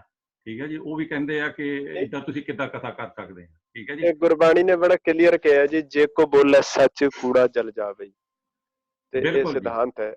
ਬਿਲਕੁਲ ਗੁਰੂਆਂ ਨੂੰ ਵੀ ਤਾਂ ਇਸੇ ਤਰ੍ਹਾਂ ਹੀ ਕਿਹਾ ਸੀਗਾ ਵੀ ਜਿਹੜੀ ਗੁਰਬਾਣੀ ਦੀ ਤੁਕ ਆਉਂਦੀ ਜਿਹਦੇ ਵਿੱਚ ਕੋਈ ਕਹੇ ਭੂਤਨਾ, ਕੋ ਕਹੇ ਬੇਤਾਲਾ, ਉਹ ਜੇ ਗੁਰੂ ਨਾਨਕ ਦੇਵ ਜੀ ਨੂੰ ਕਹਿ ਸਕਦੇ ਤਾਂ ਅੱਜ ਦੇ ਜ਼ਮਾਨੇ ਦੇ ਵਿੱਚ ਕੋਈ ਜਿੱਦਾਂ ਹਟ ਕੇ ਕਥਾ ਕਰਨ ਵਾਲਾ ਹੈਗਾ ਉਹਨੂੰ ਕਿਉਂ ਨਹੀਂ ਕਿਹਾ ਜਾ ਸਕਦਾ। ਹਾਂਜੀ, ਤੋ ਇਸ ਕਰਕੇ ਸਾਡੀ ਇਹ ਦੁਕਾਨ ਤੇ ਹੀ ਆ ਇੱਕ ਤਰ੍ਹਾਂ ਦਾ। ਸੋਚਣੀ ਜਿਹੜੀ ਹੈ ਉਹ ਤੁਹਾਡੀ ਸਿੱਧੀ ਹੋਵੇ ਤਾਂ ਤੁਸੀਂ ਸਿੱਧੇ ਰਸਤੇ ਤੇ ਤੁਰ ਸਕਦੇ ਆ, ਪਰ ਜਿਹੜਾ ਸਾਡੇ ਤੇ ਉਹ ਗਲਬਾ ਪਿਆ ਹੈ ਉਹ ਲੈਂਦਾ ਹੀ ਨਹੀਂ, ਇਸ ਕਰਕੇ ਕਿਉਂਕਿ ਸਾਨੂੰ ਦੱਸਿਆ ਇਹ ਗਿਆ। ਪਰ ਜਿੱਦਾਂ ਤੁਸੀਂ ਆਪਣੇ ਕਥਾ ਦੇ ਵਿੱਚ ਵੀ ਕਿਹਾ ਕਿ ਇਹ ਵਿਚਾਰਾਂ ਦਾ ਹੀ ਚੱਕਰ ਆ ਜੀ ਸਾਰਾ, ਅੰਦਰ ਜੋ ਵਿਚਾਰ ਹੈਗੇ ਆ ਉਹਨਾਂ ਦੇ ਨਾਲ ਤੁਹਾਡੀ ਜ਼ਿੰਦਗੀ ਚੱਲਦੀ ਆ, ਤੇ ਚੰਗੇ ਵਿਚਾਰ ਹੋਣਗੇ ਤਾਂ ਚੰਗੀ ਜ਼ਿੰਦਗੀ ਹੋ ਜਾਊਗੀ, ਜੇ ਨਹੀਂ ਚੰਗੇ ਫਿਰ ਤੁਸੀਂ ਘੁੰਮਣ ਘੇਰੀਆਂ ਦੇ ਵਿੱਚ ਪੈ ਕੇ ਸਾਰੀ ਉਮਰ ਤੁਸੀਂ ਉਸੇ ਤਰ੍ਹਾਂ ਹੀ ਜਾਣੀ ਸੋਚੋਗੇ, ਉਸੇ ਤਰ੍ਹਾਂ ਹੀ ਕਰੋਗੇ, ਪਰ ਲੱਭਣਾ ਕੱਖ ਨਹੀਂ। ਅਗਰ ਜ਼ਿੰਦਗੀ ਸਵਾਰਨੀ ਹੈ ਤਾਂ ਫਿਰ ਤੁਹਾਨੂੰ ਜੇ ਗੁਰੂ ਗ੍ਰੰਥ ਸਾਹਿਬ ਦੇ ਵਿੱਚ ਜੋ ਲਿਖਿਆ ਆ, ਜਿੱਦਾਂ ਲਿਖਿਆ ਉਹਨੂੰ ਕਹਿ ਲਓ ਪੜ੍ਹ ਕੇ, ਸਮਝ ਕੇ, ਵਿਚਾਰ ਕੇ ਤੇ ਆਪਣੀ ਜ਼ਿੰਦਗੀ 'ਚ ਲਾਗੂ ਕਰਕੇ ਤੇ ਤੁਸੀਂ ਕੁਛ ਨਾ ਕੁਛ ਅਚੀਵ ਕਰ ਸਕਦੇ ਆ। ਤੇ ਬਾਕੀ ਦੇਖੋ ਜੀ ਗੁੰਝਲਾਂ ਤਾਂ ਬਹੁਤ ਆਪਣੇ ਪਈਆਂ ਆ, ਉਹਨਾਂ ਨੂੰ ਕੱਢਣਾ ਬੜਾ ਮੁਸ਼ਕਿਲ ਹੈ, ਪਰ ਟਰਾਈ ਹੁੰਦੀ ਹੈ ਕਿ ਜਿੱਦਾਂ। ਹਾਂਜੀ ਬਿਲਕੁਲ ਬਿਲਕੁਲ ਸਹੀ ਗੱਲ ਹੈ ਤੁਹਾਡੀ ਜੀ। ਹਾਂਜੀ, ਗੁੰਝਲਾਂ ਤਾਂ ਬਹੁਤ ਹੈ ਜੀ, ਪਰ ਉਹਨਾਂ ਨੂੰ ਕੱਢਣ ਵਾਸਤੇ ਚਲੋ ਹਿੰਮਤ ਕਰਨ ਦੀ ਲੋੜ ਹੈਗੀ। ਤੁਸੀਂ ਹਿੰਮਤ ਕਰਦੇ ਆ, ਹੋਰ ਵੀ ਆਪਾਂ ਕੋਸ਼ਿਸ਼ ਕਰਦੇ ਆ ਵੀ ਤੁਹਾਡੇ ਵਰਗੇ ਪ੍ਰਚਾਰਕ ਜਾਂ ਹੋਰ ਇਸੇ ਵਿਚਾਰਧਾਰਾ ਦੇ ਨਾਲ ਰੱਖਣ ਵਾਸਤੇ ਸਾਨੂੰ ਇਹਨਾਂ ਭਰਮਾਂ ਵਹਿਮਾਂ ਦੇ ਵਿੱਚੋਂ ਕੱਢਣ ਲਈ ਕੋਈ ਤਿਆਰ ਹੋਵੇ ਤਾਂ ਅਸੀਂ ਮੰਨ ਲਈਏ। ਅਸੀਂ ਮੰਨਦੇ ਵੀ ਨਹੀਂ ਨਾ, ਜੇ ਇਹਨਾਂ ਦੇ ਭਾਰ ਪਿਆ ਉਹ ਮੰਨਦੇ ਵੀ ਹੈ ਨਹੀਂ, ਸੋ ਇਸ ਕਰਕੇ ਸਾਡੀ ਵੀ ਇਹ ਗਲਤੀ ਆ। ਮੈਂ ਕਈ ਵਾਰੀ ਇਹਨੂੰ ਇਸ ਰੂਪ ਵਿੱਚ ਲੈਂਦਾ ਹੁੰਦਾ ਕਿ ਗੁਰੂ ਨਾਨਕ ਸਾਹਿਬ ਮਹਾਰਾਜ ਜਦੋਂ ਹਰਿਦੁਆਰ ਗਏ ਨਾ, ਲੋਕ ਪਾਣੀ ਦੇ ਰਹੇ ਸਨ। ਉਹ ਇਤਿਹਾਸ ਕਹਿੰਦਾ ਵੀ ਲੋਕ ਅੱਜ ਵੀ ਪਾਣੀ ਦੇ ਰਹੇ, ਪਰ ਗੁਰੂ ਸਾਹਿਬ ਨੇ ਉਹਨੂੰ ਦੂਜੇ ਰੂਪ ਵਿੱਚ ਲਿਆ, ਜਿੰਨੇ ਹਟ ਗਏ ਮੁਬਾਰਕ ਹੈ, ਜਿਹੜਾ ਨਹੀਂ ਹਟ ਰਿਹਾ ਗੁਰੂ ਸਾਹਿਬ ਕਹਿੰਦੇ ਵਿਚਾਰਾਂ ਦਾ ਜ਼ਬਰੀ ਕਿਸੇ ਨਾਲ ਕੋਈ ਸੰਬੰਧ ਨਹੀਂ। ਇਹ ਤੇ ਇੱਕ ਪ੍ਰਵਾਹ ਚਲਾਉਣ ਵਾਲੀ ਗੱਲ ਹੈ। ਬਿਲਕੁਲ ਸਹੀ ਗੱਲ ਹੈ ਜੀ। ਬਾਕੀ ਤੁਸੀਂ ਜਿਹੜਾ ਕਈ ਟੱਚ ਕੀਤੇ, ਜਦੋਂ ਗੁਰੂ ਅਰਜਨ ਸਾਹਿਬ ਜਦੋਂ ਗੁਰਬਾਣੀ ਦਰਜ ਕਰ ਰਹੇ ਸੀਗੇ ਤਾਂ ਉੱਥੇ ਜਿਹੜੀ ਵਿਚਾਰਧਾਰਾ ਪਹਿਲੇ ਪੁਰਾਣੇ ਟਾਈਮਾਂ ਤੇ ਦਰਜ ਕੀਤੀ ਉਹ ਸਾਡੇ ਦਿਮਾਗਾਂ 'ਚ ਬਿਠਾ ਲਈ। ਉਹ ਵੀ ਉਹਨਾਂ ਟਾਈਮਾਂ ਤੇ ਉੱਪਰੋਂ ਉਹਨਾਂ ਦੇ ਆ ਕੇ ਰੂਹਾਂ ਆਈਆਂ ਤਾਂ ਉਹਨਾਂ ਨੂੰ ਸੰਦੇਸ਼ੇ ਦਿੱਤੇ। ਉੱਥੇ ਗੁਰੂ ਸਾਹਿਬ ਦੀ ਕੋਈ ਵਡਿਆਈ ਨਹੀਂ ਹੈਗੀ, ਮੇਰਾ ਖਿਆਲ ਤਾਂ ਅਦਰ ਵੇ ਰਾਉਂਡ ਹੈ ਜੀ। ਗੁਰੂ ਸਾਹਿਬ ਦੀ ਤਾਂ ਕੋਈ ਇਨਸਲਟ ਹੈ। ਆਪਾਂ ਉਹਨੂੰ ਬਾ ਪ੍ਰੂਫ ਕਿੱਦਾਂ ਕਲੀਅਰ ਕਰ ਲਿਆ ਕਿ ਗੁਰੂ ਅਮਰਦਾਸ ਮਹਾਰਾਜ ਜੀ ਕੋਲੇ ਵਚਨ ਪਏ ਆ, ਜਿਨ੍ਹਾਂ ਨੂੰ ਕਲੀਅਰ ਕਰ ਰਹੇ ਭਗਤਾਂ ਦੇ ਨਾਲ। ਹਾਂਜੀ, ਤੇ ਗੁਰੂ ਸਾਹਿਬ ਕੋਲੇ ਵਚਨ ਪਏ ਆ ਜਿਹੜੇ ਉਹ ਪ੍ਰੋਪਰ, ਜਿਹੜੇ ਉਸ ਤੋਂ ਪਹਿਲਾਂ ਹੀ ਵਚਨ ਕੋਲ ਆਏ ਹੋਏ ਨੇ। ਹਾਂਜੀ ਬਿਲਕੁਲ, ਉਹ ਪ੍ਰੂਫ ਕਰਦੇ ਆ ਜੀ, ਪਰ ਉਹ ਜਿਹੜੀ ਨਾਲ ਐਡੀਸ਼ਨਲ ਚੀਜ਼ ਕਰ ਦਿੰਦੇ ਆ ਨਾ ਵੀ ਰੂਹਾਂ ਆਈਆਂ ਤਾਂ ਹੀ ਗੁਰੂ ਸਾਹਿਬ ਨੇ ਕੀਤੀਆਂ ਉਹ ਚੀਜ਼ਾਂ, ਹਨਾ ਵੀ ਰੂਹਾਂ ਕਿਉਂ ਆਈਆਂ। ਇਹਦੇ ਨਾਲ ਕੀ ਹੈ, ਬਾਬਿਆਂ ਦਾ ਸਤਿਕਾਰ ਜ਼ਿਆਦਾ ਬਣ ਜਾਂਦਾ, ਸੁਣਾਉਣ ਵਾਲਿਆਂ ਦਾ, ਤੇ ਉਹ ਇੱਕ ਵੱਖਰੇ ਜਿਹੇ ਹੋ ਜਾਂਦੇ ਲੋਕਾਂ ਤੋਂ ਵੀ ਇਹ ਕੋਈ ਹੋਰ ਦੁਨੀਆ ਦੀ ਗੱਲ ਜਾਣਦੇ ਆ ਜਿਹੜੀ ਅਸੀਂ ਨਹੀਂ ਜਾਣਦੇ। ਆਹ ਗੱਲ ਹੋ ਜਾਂਦੀ। ਬਿਲਕੁਲ ਸਹੀ ਗੱਲ ਹੈ ਜੀ। ਚਲੋ ਠੀਕ ਹੈ ਜੀ, ਬਹੁਤ ਬਹੁਤ ਧੰਨਵਾਦ। ਹੁਣ ਹਮੇਸ਼ਾ ਦੀ ਤਰ੍ਹਾਂ ਅਸੀਂ ਜਿੱਦਾਂ ਚਾਹੁੰਦੇ ਹੁੰਦੇ ਆ ਵੀ ਬਾਅਦ ਦੇ ਵਿੱਚ ਕੋਈ ਵੀ ਆਪਣਾ ਸਵਾਲ ਤੇ ਜਵਾਬ ਕਰਨਾ ਚਾਹੇ, ਮੈਨੂੰ ਬੜੀ ਉਮੀਦ ਆ ਵੀ ਸਾਡੇ ਸਰੋਤੇ ਜਿੰਨੇ ਵੀ ਜੁੜੇ ਹੋ ਆ ਉਹਨਾਂ ਦੇ ਵਿੱਚੋਂ ਕਈਆਂ ਦੇ ਸ਼ਾਇਦ ਸਵਾਲ ਹੋਣਗੇ। ਤੇ ਸਤਿੰਦਰ ਸਿੰਘ ਜੀ, ਤੁਸੀਂ ਅਨਮਿਊਟ ਹੋਏ ਆ, ਤੁਸੀਂ ਆ ਜਾਓ ਪਹਿਲਾਂ। ਵਾਹਿਗੁਰੂ ਜੀ ਕਾ ਖਾਲਸਾ, ਵਾਹਿਗੁਰੂ ਜੀ ਕੀ ਫਤਿਹ। ਵੀਰ ਜੀ, ਵੀਰ ਜੀ ਤੁਸੀਂ ਦਿੱਲੀ ਤੋਂ ਹੋ, ਤੇ ਜਿਸ ਤਰ੍ਹਾਂ ਸਾਡੀ ਬਾਣੀ ਸਾਨੂੰ ਸਟ੍ਰੇਟ ਇੰਡੀਕੇਸ਼ਨ ਦੇ ਰਹੀ ਹੈ ਵੀ ਸਾਨੂੰ ਕੋਈ ਡਿਪਲੋਮੇਸੀ ਵਾਲਾ ਕੋਈ ਕੰਮ ਨਹੀਂ ਕਰਨਾ ਹੈ ਨਾ ਜੀ ਜੀ। ਤੇ ਜਿਸ ਤਰ੍ਹਾਂ ਅਸੀਂ ਦੇਖ ਰਹੇ ਹਾਂ ਸਾਡੇ ਵੱਡੇ ਗੁਰਦੁਆਰੇ ਨੇ ਜਿਹੜੇ ਉਧਰ ਵੀ ਆਪਣਾ, ਜਿਸ ਤਰ੍ਹਾਂ ਬੰਗਲਾ ਸਾਹਿਬ ਲੈ ਲਓ ਤੁਸੀਂ, ਉਧਰ ਨਿਸ਼ਚਰ ਜੀ ਉਹਨਾਂ ਨੇ ਗੋਲਕ ਬਣਾਈ ਹੈ, ਉਧਰ ਜੋਤਾਂ ਜਲਦੀਆਂ ਨੇ ਜਾਂ ਉਧਰ ਜਲ ਛਕਾਉਂਦੇ ਨੇ। ਕਿਆ ਵੀਰ ਜੀ ਇਹ ਮਨਮਤ ਨਹੀਂ ਹੈਗੀ? ਕਿਉਂਕਿ ਦੇਖੋ ਵੀਰ ਜੀ, ਇਸ ਚੀਜ਼ ਨੂੰ ਦੇਖ ਅਸੀਂ ਬਹੁਤ ਜਨ ਫੋਲੋ ਕਰਨੇ ਆ। ਸਾਡੇ ਸਿੱਖ ਸਮਾਜ ਦੇ ਵਿੱਚ ਅਸੀਂ ਵੱਡੇ ਇਤਿਹਾਸਿਕ ਗੁਰਦੁਆਰਿਆਂ ਨੂੰ ਜੋ ਦੇਖਦੇ ਹਾਂ, ਅਸੀਂ ਉਹਨਾਂ ਨੂੰ ਬਹੁਤ ਫੋਲੋ ਕਰਨੇ ਆ। ਫਿਰ ਇਹ ਚੀਜ਼ ਕਹਿੰਦੇ ਨਾ, ਸ਼ਰਧਾ ਦੀ ਜੇ ਕੋਈ ਲਿਮਿਟ ਨਹੀਂ ਰਹੇਗੀ ਫਿਰ ਤੇ ਕਿੱਧਰ ਦੀ ਕਿੱਧਰ ਨਿਕਲ ਜਾਏਗੀ। ਆਪਾਂ ਇਸੇ ਗੱਲ ਵੱਲ ਜੀ, ਚਲੋ ਕਰੋ, ਤੁਸੀਂ ਕਰੋ। ਬਹੁਤ ਸੋਹਣਾ ਸਵਾਲ ਤੁਸੀਂ ਕੀਤਾ ਹੈ। ਕੁਦਰਤੀ ਗੱਲ ਹੈ ਕਿ ਬੰਦਾ ਜਦੋਂ ਆਪਣੇ ਕੇਂਦਰੀ ਸਥਾਨ ਤੇ ਦੇਖਦਾ ਤੇ ਉਸ ਤੋਂ ਪ੍ਰਭਾਵਿਤ ਹੁੰਦਾ, ਪਰ ਮੇਨ ਗੱਲ ਇਹ ਹੈ ਕਿ ਗੁਰਬਾਣੀ ਦੀ ਵਿਚਾਰ ਤੋਂ ਕਿਤੇ ਨਾ ਕਿਤੇ ਕੇਂਦਰੀ ਸਥਾਨ ਵੀ ਪ੍ਰਭਾਵਿਤ ਨਹੀਂ ਹੋ ਸਕੇ। ਪ੍ਰਮੁੱਖ ਰੂਪ ਵਿੱਚ ਜਦੋਂ ਤੁਸੀਂ ਆਪਣੇ ਤਖਤਾਂ ਵੱਲ ਦੇਖ ਲੈਂਦੇ, ਚਲੋ ਬੰਗਲਾ ਸਾਹਿਬ ਤੇ ਇੱਕ ਹੋਰ ਥੋੜਾ ਜਿਹਾ ਪਿੱਛੇ ਆ ਜਾਓ, ਤੇ ਉੱਥੇ ਜੋ ਕੁਝ ਹੋ ਰਿਹਾ ਕਈ ਜਗ੍ਹਾ ਤੇ, ਉਹ ਜਦੋਂ ਗੁਰਬਾਣੀ ਜਾਂ ਉੱਥੋਂ ਦੀ ਪ੍ਰਮਾਣਿਕ ਰਹਿਤ ਮਰਿਆਦਾ ਨੂੰ ਆਪਾਂ ਪੜ੍ਹਦੇ ਹਾਂ ਤਾਂ ਉਸ ਤੋਂ ਬਿਲਕੁਲ ਉਲਟ ਸਾਨੂੰ ਲੱਗਦਾ ਕਈ ਵਾਰੀ। ਹੁਣ ਇੱਥੇ ਆ ਕੇ ਸਿੱਖ ਕਈ ਵਾਰੀ ਵਿਚਾਰਾਂ 'ਚ ਪੈ ਜਾਂਦਾ ਵੀ ਮੈਂ ਕੀ ਕਰਾਂ, ਕਿਹੜੇ ਵਿਚਾਰ ਨਾਲ ਜੁੜਾਂ। ਮੈਂ ਆਪਣੇ ਜੀਵਨ ਦੀ ਪ੍ਰੈਕਟੀਕਲ ਤੁਹਾਨੂੰ ਇੱਕ ਘਟਨਾ ਸੁਣਾ ਸਕਦਾ। ਮੈਂ Ropar college missionary college Ropar ਤੋਂ ਵਿੱਦਿਆ ਪ੍ਰਾਪਤ ਕੀਤੀ। ਅਸੀਂ ਸਾਡੇ ਨਿਯਮ ਹੈ ਵੀ ਜਿਹੜੀ ਸਿੱਖ ਰਹਿਤ ਮਰਿਆਦਾ ਅਕਾਲ ਤਖਤ ਤੋਂ ਪ੍ਰਮਾਣਿਕ ਹੈ, ਉਹਦੇ ਅਨੁਕੂਲ ਹੀ ਸਾਰਾ ਕੰਮ ਕੀਤਾ ਜਾਏ। ਅਸੀਂ ਕਿਸੇ ਘਰ ਵਿੱਚ ਅਖੰਡ ਪਾਠ ਸਾਹਿਬ ਦੀ ਸੇਵਾ ਲਈ ਗਏ, ਹਰ ਸਾਲ ਜਾਂਦੇ ਸਾਂ ਤੇ ਮਰਿਆਦਾ ਅਨੁਸਾਰ ਉੱਥੇ ਪਾਠ ਰੱਖਿਆ ਜਾਂਦਾ। ਜਦੋਂ ਅਗਲੇ ਸਾਲ ਅਸੀਂ ਗਏ ਉੱਥੇ ਅਖੰਡ ਪਾਠ ਸਾਹਿਬ ਲਈ, ਤੇ ਮਾਂ ਨੇ ਪਹਿਲਾਂ ਹੀ ਜੋਤ ਜਗਾ ਰੱਖੀ, ਨਾਲ ਨਾਰੀਅਲ ਕੁੰਭ ਤੇ ਸਾਰਾ ਕੁਝ ਰੱਖਿਆ ਹੋਇਆ। ਅਸੀਂ ਬੇਨਤੀ ਕੀਤੀ ਵੀ ਤੁਹਾਡੇ ਘਰ ਅੱਗੇ ਤਾਂ ਐਸਾ ਕੁਝ ਹੁੰਦਾ ਨਹੀਂ, ਹੁਣ ਇਸ ਵਾਰ ਕਿਉਂ ਤੇ ਤੁਸੀਂ ਇਵੇਂ ਕਿਉਂ ਕਰ ਰਹੇ ਹੋ? ਮਾਤਾ ਕੋ ਆਈ ਕੁਝ, ਉਹਨੇ ਜਵਾਬ ਦਿੱਤਾ, ਕਹਿੰਦੀ ਵੀ ਮੈਂ ਹਜ਼ੂਰ ਸਾਹਿਬ ਦੇਖ ਕੇ ਆਈ ਹਾਂ, ਉੱਥੇ ਸਾਰਾ ਕੁਝ ਇਵੇਂ ਹੁੰਦਾ, ਤੁਸੀਂ ਕਿਵੇਂ ਮਨਾ ਕਰ ਸਕਦੇ? ਅਸੀਂ ਰਹਿਤ ਮਰਿਆਦਾ ਅੱਗੇ ਕੀਤੀ ਵੀ ਗੁਰੂ ਸਾਹਿਬ ਜਿਹੜੀ ਪ੍ਰਮਾਣਿਕ ਹੈ ਪੰਥਕ, ਔਰ ਗੁਰੂ ਗ੍ਰੰਥ ਸਾਹਿਬ ਜੀ ਦੀ ਵਿਚਾਰਧਾਰਾ ਦੇ ਅਕੋਰਡਿੰਗ ਮਰਿਆਦਾ ਹੈ, ਇਹਦੇ ਵਿੱਚ ਨਹੀਂ ਲਿਖਿਆ ਤੁਹਾਡੇ ਘਰ ਵੀ ਪਹਿਲਾਂ ਨਹੀਂ ਸੀ ਹੁੰਦਾ। ਹੁਣ ਇਹਦਾ ਅਗਲਾ ਰੂਪ ਮੈਂ ਤੁਹਾਡੇ ਸਾਹਮਣੇ ਪੇਸ਼ ਕਰਦਾ। ਉੱਥੇ ਕਾਫੀ ਵਿਚਾਰਾਂ ਹੋਈਆਂ, ਬੱਚੇ ਸਾਰੇ ਸਹਿਮਤ ਸਾਡੇ ਨਾਲ, ਵਿਚਾਰਧਾਰਾ ਨਾਲ। ਜਿਹੜੇ ਨੌਜਵਾਨ ਸਨ ਘਰ ਦੇ, ਉਹ ਕਹਿੰਦੇ ਬਿਲਕੁਲ ਠੀਕ ਗੱਲ ਹੈ ਤੁਹਾਡੀ, ਇਹਦੇ ਨਾਲ ਕੋਈ ਮੈਟਰ ਨਹੀਂ, ਗੁਰਬਾਣੀ ਅਸੀਂ ਸੁਣਾਂਗੇ ਔਰ ਜ਼ਿੰਦਗੀ 'ਚ ਵਿਚਾਰਾਂਗੇ, ਕਮਾਵਾਂਗੇ, ਇਹਨੇ ਸਾਡਾ ਉਧਾਰ ਕਰ। ਪਰ ਉਹ ਮਾਤਾ ਕਿੱਥੇ ਮੰਨੇ। ਅਸੀਂ ਕਿਹਾ ਵੀ ਅਸੀਂ ਇਵੇਂ ਪਾਠ ਫਿਰ ਮਰਿਆਦਾ ਤੋਂ ਉਲਟ ਹੋ ਕੇ ਨਹੀਂ ਕਰ ਸਕਦੇ। ਇੱਥੋਂ ਤੱਕ ਨੌਬਤ ਆ ਗਈ ਕਿ ਸਿੰਘ ਵਾਪਸ ਜਾਣ ਲੱਗ ਗਏ। ਮਾਤਾ ਨੇ ਸੋਚਿਆ ਵੀ ਹੁਣ ਤੇ ਸਾਰਾ ਕੰਮ ਖਰਾਬ ਹੋ ਜਾਣਾ। ਉਹ ਕਹਿੰਦੀ ਚਲੋ ਠੀਕ ਆ, ਮੈਂ ਹੁਣ ਆਪਣਾ ਨਹੀਂ ਰੱਖਦੀ ਆ। ਤੇ ਅਸੀਂ ਵਾਪਸ ਆ ਗਏ। ਤਿਆਰੀ ਕਰਨੀ ਸੀ ਰੂਮ ਵਿੱਚ, ਚੰਦੋਆ ਸਾਹਿਬ ਬਣਨਾ ਸੀ। ਤੇ ਚੰਦੋਆ ਸਾਹਿਬ ਵਿੱਚ ਉੱਥੇ ਰੂਮ ਵਿੱਚ ਖਿੜਕੀ ਸੀ ਛੋਟੀ ਜੀ, ਉੱਪਰ ਜਿੱਦਾਂ ਆਪਾਂ ਰੋਸ਼ਨਦਾਨ ਰੱਖ ਦਿੰਦੇ ਇੰਡੀਆ 'ਚ, ਉਹਦੇ ਅੱਗੇ ਫੋਟੋ ਲੱਗੀ ਹੋਈ ਸੀ ਗੁਰੂ ਸਾਹਿਬ ਦੀ ਕਿਸੇ ਦੀ। ਅਸੀਂ ਚੰਦੋਆ ਸਾਹਿਬ ਬਣਨ ਲਈ ਜਦੋਂ ਫੋਟੋ ਹਟਾਈ ਨਾ, ਕਿੱਲੀ ਉੱਥੇ ਸੀ ਜਿਹਦੇ ਨਾਲ ਬਣਨਾ ਸੀਗਾ, ਤੇ ਕੀ ਦੇਖਿਆ ਕਿ ਉਹ ਸਾਰਾ ਸਮਾਨ ਜਿਹੜਾ ਹੈ ਉਹ ਮਾਤਾ ਨੇ ਕੰਧ ਵਿੱਚ ਲੁਕੋਇਆ ਹੋਇਆ, ਕੁੰਭ ਵੀ, ਨਾਰੀਅਲ ਵੀ। ਉਦੋਂ ਅਸੀਂ ਮੱਥੇ ਨੂੰ ਹੱਥ ਮਾਰਿਆ ਵੀ ਅਸੀਂ ਜ਼ਬਰੀ ਕਰਕੇ ਚੀਜ਼ ਉਹ ਤਾਂ ਹਟਾ ਦਿੱਤੀ ਇਹਨਾਂ ਦੀ ਕਿਸੇ ਮਜਬੂਰੀ ਕਰਕੇ, ਪਰ ਮਨ ਚੋਂ ਤਾਂ ਇਹ ਗੱਲ ਗਈ ਨਹੀਂ। ਤੇ ਉਦੋਂ ਤੋਂ ਇਹ ਸਿੱਖਿਆ ਵੀ ਇਹ ਲਈ ਵੀ ਧਰਮ ਵਿੱਚ ਕੱਟੜਤਾ ਨਹੀਂ, ਕਿ ਮਨ ਚੋਂ ਤੁਸੀਂ ਕੋਈ ਚੀਜ਼ ਜ਼ਬਰੀ ਨਹੀਂ ਮਿਟਾ ਸਕਦੇ ਜਦ ਤੱਕ ਅਗਲਾ ਤਿਆਰ ਨਾ ਹੋਵੇ। ਇਸ ਲਈ ਅੱਜ ਆਪਾਂ ਵਿਚਾਰ ਦੇ ਸਕਦੇ ਹਾਂ, ਉਹਨੂੰ ਸਮਝ ਸਕਦੇ ਹਾਂ, ਔਰ ਆਪਣੇ ਪੱਧਰ ਤੇ ਜਿਹੜਾ ਸਮਝ ਲਵੇ ਉਹਨੂੰ ਜ਼ਿੰਦਗੀ 'ਚ ਹੰਡਾ ਸਕਦਾ, ਜੇ ਉਹਨੂੰ ਗੁਰਬਾਣੀ ਦੇ ਅਕੋਰਡਿੰਗ ਚੰਗਾ ਲੱਗ ਰਿਹਾ। ਇਹ ਨਹੀਂ ਵੀ ਮੈਂ ਕਹਿ ਰਿਹਾ ਤੇ ਤੁਸੀਂ ਮੇਰੀ ਗੱਲ ਮੰਨਣੀ ਹੈ, ਜਾਂ ਕੋਈ ਦੂਜਾ ਤੀਜਾ ਕਹਿ ਰਿਹਾ। ਤੁਸੀਂ ਆਪ ਉਹਦਾ ਫੈਸਲਾ ਕਰਨਾ ਵੀ ਵਾਕਈ ਗੁਰੂ ਗ੍ਰੰਥ ਸਾਹਿਬ ਦੀ ਵਿਚਾਰਧਾਰਾ ਦੇ ਅਨੁਕੂਲ ਕੀ ਹੋਣਾ ਚਾਹੀਦਾ। ਬਿਲਕੁਲ, ਕਿਉਂਕਿ ਵੀਰ ਜੀ ਮੈਂ ਇਸ ਤਰ੍ਹਾਂ ਤਾਂ ਕੀਤੀ ਨਾ, ਕਿਉਂਕਿ ਅੱਜ ਵੈਰੀ ਸੌਰੀ ਜਸਲ ਸਾਹਿਬ, ਕਿਉਂਕਿ ਵੀਰ ਜੀ ਜਿਹੜੇ ਮੇਰੇ ਸਾਰੇ ਵੱਡੇ ਬੈਠੇ ਨੇ ਨਾ, ਇਹ ਸਭ NRIs ਹੈਗੇ ਨੇ, ਫੋਰਨ ਰਹਿੰਦੇ ਨੇ। ਤੇ ਕੀ ਹੁੰਦਾ ਨਾ, ਜਦ ਇਹ ਇੰਡੀਆ ਆਉਂਦੇ ਨਾ, ਮੈਂ 100 ਰੁਪਏ ਖਰਚਾ ਕਰਾਂਗੇ, 100 ਪਾਉਂਡ ਖਰਚਾ ਕਰਾਂਗੇ, ਤੇ ਇਹਨਾਂ ਦਾ 1000 ਰੁਪਇਆ ਹੋਏਗਾ। ਤੇ ਜਦੋਂ 7000 ਖਰਚਾ ਹੋਏਗਾ ਉਸ ਗੁਰਦੁਆਰੇ ਤੇ ਉਹਨਾਂ ਪੈਸਾ ਲੱਗੇਗਾ, ਤੇ ਉਹ ਫਿਰ ਮੇਰੇ ਵਾਸਤੇ ਮਾਨਤਾ ਦੇਖੋ ਯਾਰ, ਇੱਧਰ ਦੀ ਕਿੰਨੀ ਮਾਨਤਾ ਹੈ, ਇੱਧਰ ਤੇ ਡਾਇਮੰਡ ਲੱਗ ਰਹੇ, ਤੇ ਸੋਨਾ ਲੱਗ ਰਿਹਾ, ਤੇ ਮੈਂ ਉਸ ਚੀਜ਼ ਨੂੰ ਫੋਲੋ ਕਰ, ਕਿਉਂਕਿ ਮੈਂ ਵੀ ਮਟੀਰੀਅਲਿਸਟਿਕ ਹਾਂ। ਦੇਖੋ ਆਪਾਂ ਜਿਹੜੀ ਗੱਲ ਪਹਿਲਾਂ ਹੀ ਕਰ ਚੁੱਕੇ ਨਾ, ਸਾਰਾ ਕੁਝ ਦਿਸ਼ਾਹੀਨ ਹੋਣ ਕਰਕੇ ਹੋ ਗਿਆ।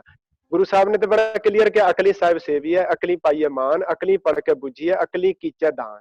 ਸਭ ਕੁਝ ਅਕਲ ਨਾਲ, ਦਿਮਾਗ ਨਾਲ, ਜਿਹੜੀ ਸਾਨੂੰ ਬਾਕੀ ਸਾਰੀਆਂ ਜੂਨੀਆਂ ਵਿੱਚੋਂ ਸ੍ਰੇਸ਼ਟ ਤਾਂ ਇਸੇ ਕਰਕੇ ਸਾਨੂੰ ਅਕਲ ਦਿੱਤੀ ਹੈ, ਦਿਮਾਗ ਦਿੱਤਾ ਸੋਚਣ ਲਈ। ਤੇ ਨਾ ਸਾਡੇ ਗੁਰੂ ਸਾਹਿਬ ਜਿਹੜੇ ਗੁਰੂ ਸਾਹਿਬ ਨੇ ਹਰਮੰਦਰ ਸਾਹਿਬ ਤੇ ਬਣਾਇਆ, ਪਰ ਸੋਨਾ ਗੁਰੂ ਸਾਹਿਬ ਨੇ ਨਹੀਂ ਸੀ ਲਵਾਇਆ। ਅੱਜ ਜਿਹੜੀ ਸਾਡੀ ਕੌਮ ਦੀ ਤਰਾਸ ਦੀਆਂ ਗੱਲਾਂ ਸਾਰੀਆਂ, ਤੁਸੀਂ ਬਿਲਕੁਲ ਰਾਈਟ ਹੋ ਆਪਣੀ ਜਗ੍ਹਾ, ਔਰ ਮੈਂ ਇਸ ਗੱਲ ਨੂੰ ਮਹਿਸੂਸ ਕਰਦਾ ਹੈ। ਸਾਡੇ ਪ੍ਰਚਾਰਕ ਸ਼੍ਰੇਣੀ ਦੀਆਂ ਜ਼ਿੰਮੇਵਾਰੀਆਂ ਵੀ ਇਸ ਗੱਲ ਵਿੱਚ ਕਿਤੇ ਨਾ ਕਿਤੇ ਸਮਝਦਾ ਵੀ ਜੈਸਾ ਲੋਕ ਚਾਹੁੰਦੇ ਨੇ ਅਸੀਂ ਵੀ ਉਵੇਂ ਦਾ ਹੀ ਬੋਲਦੇ ਹਾਂ ਸਟੇਜਾਂ ਤੇ। ਜਾਂ ਤੇ ਅਸੀਂ ਲੋਕ ਜਿਸ ਤਰ੍ਹਾਂ ਚਾਹੁੰਦੇ ਹੋ ਤੁਸੀਂ ਉਸ ਤਰ੍ਹਾਂ ਬੋਲਦੇ ਹੋ। ਚਲੋ ਥੈਂਕ ਯੂ।